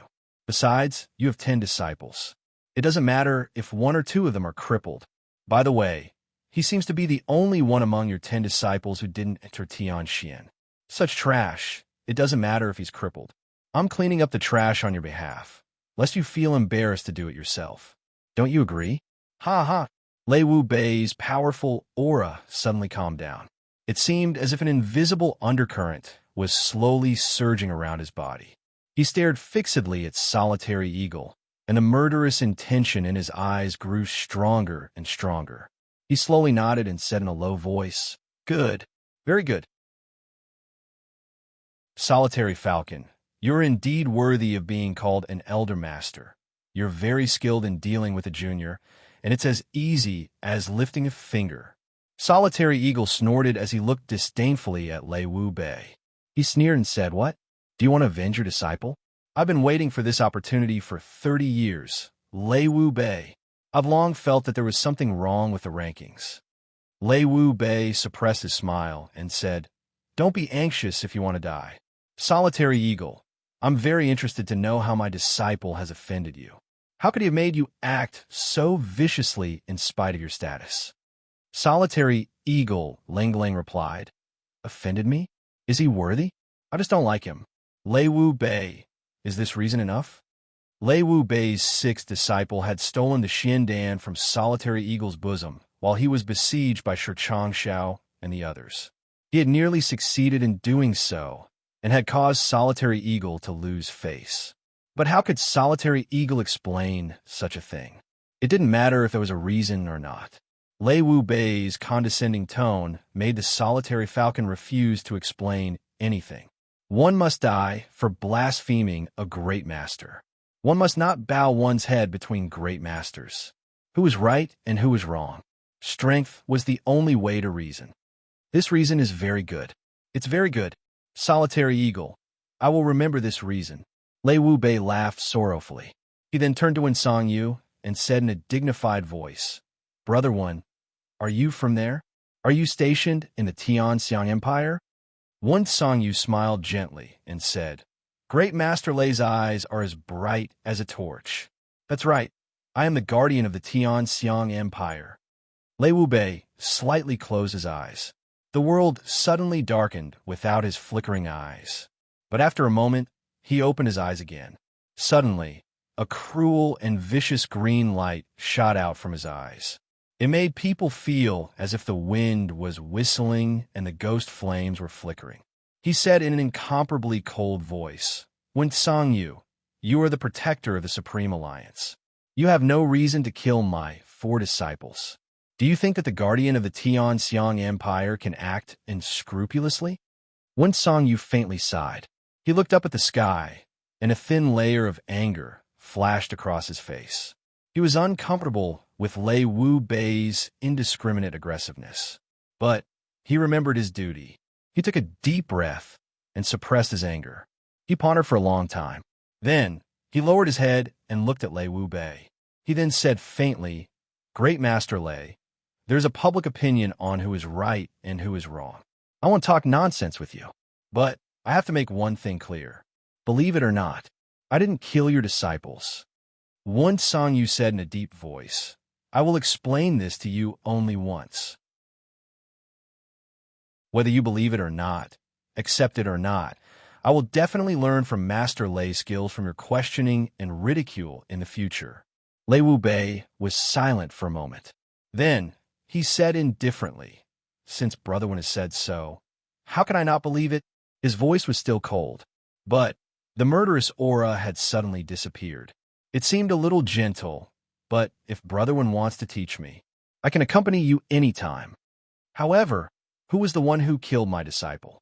Can Brother Wen enlighten me? Lei Wu Bei is willing to apologize for my previous disrespect if Brother Wen is willing to tell me the truth. Lei Wu Bei's hands were hanging down from his sleeves. This was a gesture of friendship. Lei Wu Bei's status was very high. He had spoken to another person in such a manner because of his disciple. Even if that person had the strength of a spirit Xian expert, it was still very rare and commendable. That person's origin is mysterious and unpredictable. His strength is also mysterious. I'm very interested in him, but I have no clue about him. I was even silently framed by him. This person's methods are brilliant, and I, am sincerely convinced. Wen Songyu laughed heartily. He didn't look ashamed, even though he had exposed his own shortcomings. He showed a rare open-mindedness, even though he had been framed. It seemed as if this matter was a trivial matter to him. However, if we want to find that person, we'll need Supreme Su Lei to do it personally. This one has already conceded defeat and is powerless to do anything. Many thanks to Brother One. Lei Wu Bei cupped his hands in obeisance. A cold light flashed in his eyes as he said, "Brother One, please do as you wish." Wen Songyu laughed. He cupped his hands in obeisance and said, "The mountains are high and the rivers are long. Let us meet again. I have a duty to fulfill. Please forgive me for taking my leave." His hands were still clasped in front of his chest. His body was like a leaf that was suddenly blown up by a gust of wind, floating up into the sky. He retreated. His thin body was like a piece of paper that swayed twice in the night sky before disappearing without a trace. Jun Dashao cursed in his heart as he watched this. Motherf asterisk cur. These great masters are trying to explain their misunderstandings. Isn't it too easy? How could the cold-blooded great master, Lei Wu Bei, believe it so easily? Someone said that he didn't do it, and the fifth great master of the 8 great masters believed it. Can't Mr. Wen lie? He's too gullible. I'm speechless. Cursing in his heart was one thing. However, Jun Moxie also understood that there was no need to lie when one's cultivation had reached such a high level. No one would be afraid of trouble at such a high level. On the contrary, an explanation was quite rare. Generally speaking, they would disdain to explain even if there was a misunderstanding, because an explanation in itself was a sign of weakness. It was the same with Solitary Eagle. And after Wen Songyu's explanation, Lei Wu Bei immediately believed him. Moreover, his attitude towards Wen Songyu had changed. Lei Wu Bei couldn't do anything if Wen Songyu didn't want to explain. However, Wen Songyu had explained. His Xian cultivation wasn't as good as Lei Wu Bei's, but he had given Lei Wu Bei a lot of face due to his status. Someone from that place? Jun Moxie's attention shifted to this sentence. He thought to himself, what is that place? Why does it seem that even Lei Wu Bei, one of the 8 great masters, is afraid of it? Is there something fishy going on? Lei Wu Bei turned to look at Solitary Eagle with his hands clasped behind his back. Lang Lang snorted and said, "Eagle, it's only the 2 of us now." Then she flung her sleeves at the 3rd elder and the 9th elder. She then shouted, "You're not Han Feng Shui. You don't have the qualifications to get involved in this matter. Go down." A strong wind whistled through the air. The 3rd and 9th elders felt pain in their faces. They were angry, but they had no other choice. They cupped their hands in obeisance and jumped down along with the strong wind. Their hearts were filled with resentment. Let's see if you still dare to be so arrogant when the people from the Silver City arrive. Solitary Eagle laughed. He stood up like a goshawk soaring into the sky. He laughed and said, "What a good teacher and disciple. Come with me if you want to avenge your disciple." Lei Wu Bei let out a sharp whistling sound. It seemed as if thousands of ghosts had rushed out of the gates of hell. His body slowly rose into the air, and he followed Solitary Eagle. The 2 figures disappeared in the blink of an eye. The night was as cold as water. Jun Mo Xia silently activated the yin-yang escape and tailed behind the 2 of them, following them closely. It had to be said that a great master was a great master. Jun Moxie's speed when using the yin-yang escape was at an astonishing level. However, it was very strenuous for him to follow these 2 men. In other words, the young Master Jun was the only one who was following them. No one in the Tianxiang city would be able to keep up with him. That included the mysterious Mr. One. The solitary falcon's goshawk agility was one of the best in the Xian continent, and the solitary falcon was confident that he could be considered as one of the 8 great masters. Therefore, he was going all out in order to show Lei Wu Bei his strength. Lei Wu Bei didn't dare to be negligent. Therefore, the two of them began to compete in terms of their agility skills. The two men had only exchanged words with each other and hadn't started fighting. However, they had already competed twice. You're tuning in to the Warrior Lore YouTube channel. Don't forget to subscribe and join us on this journey to catch the most captivating stories.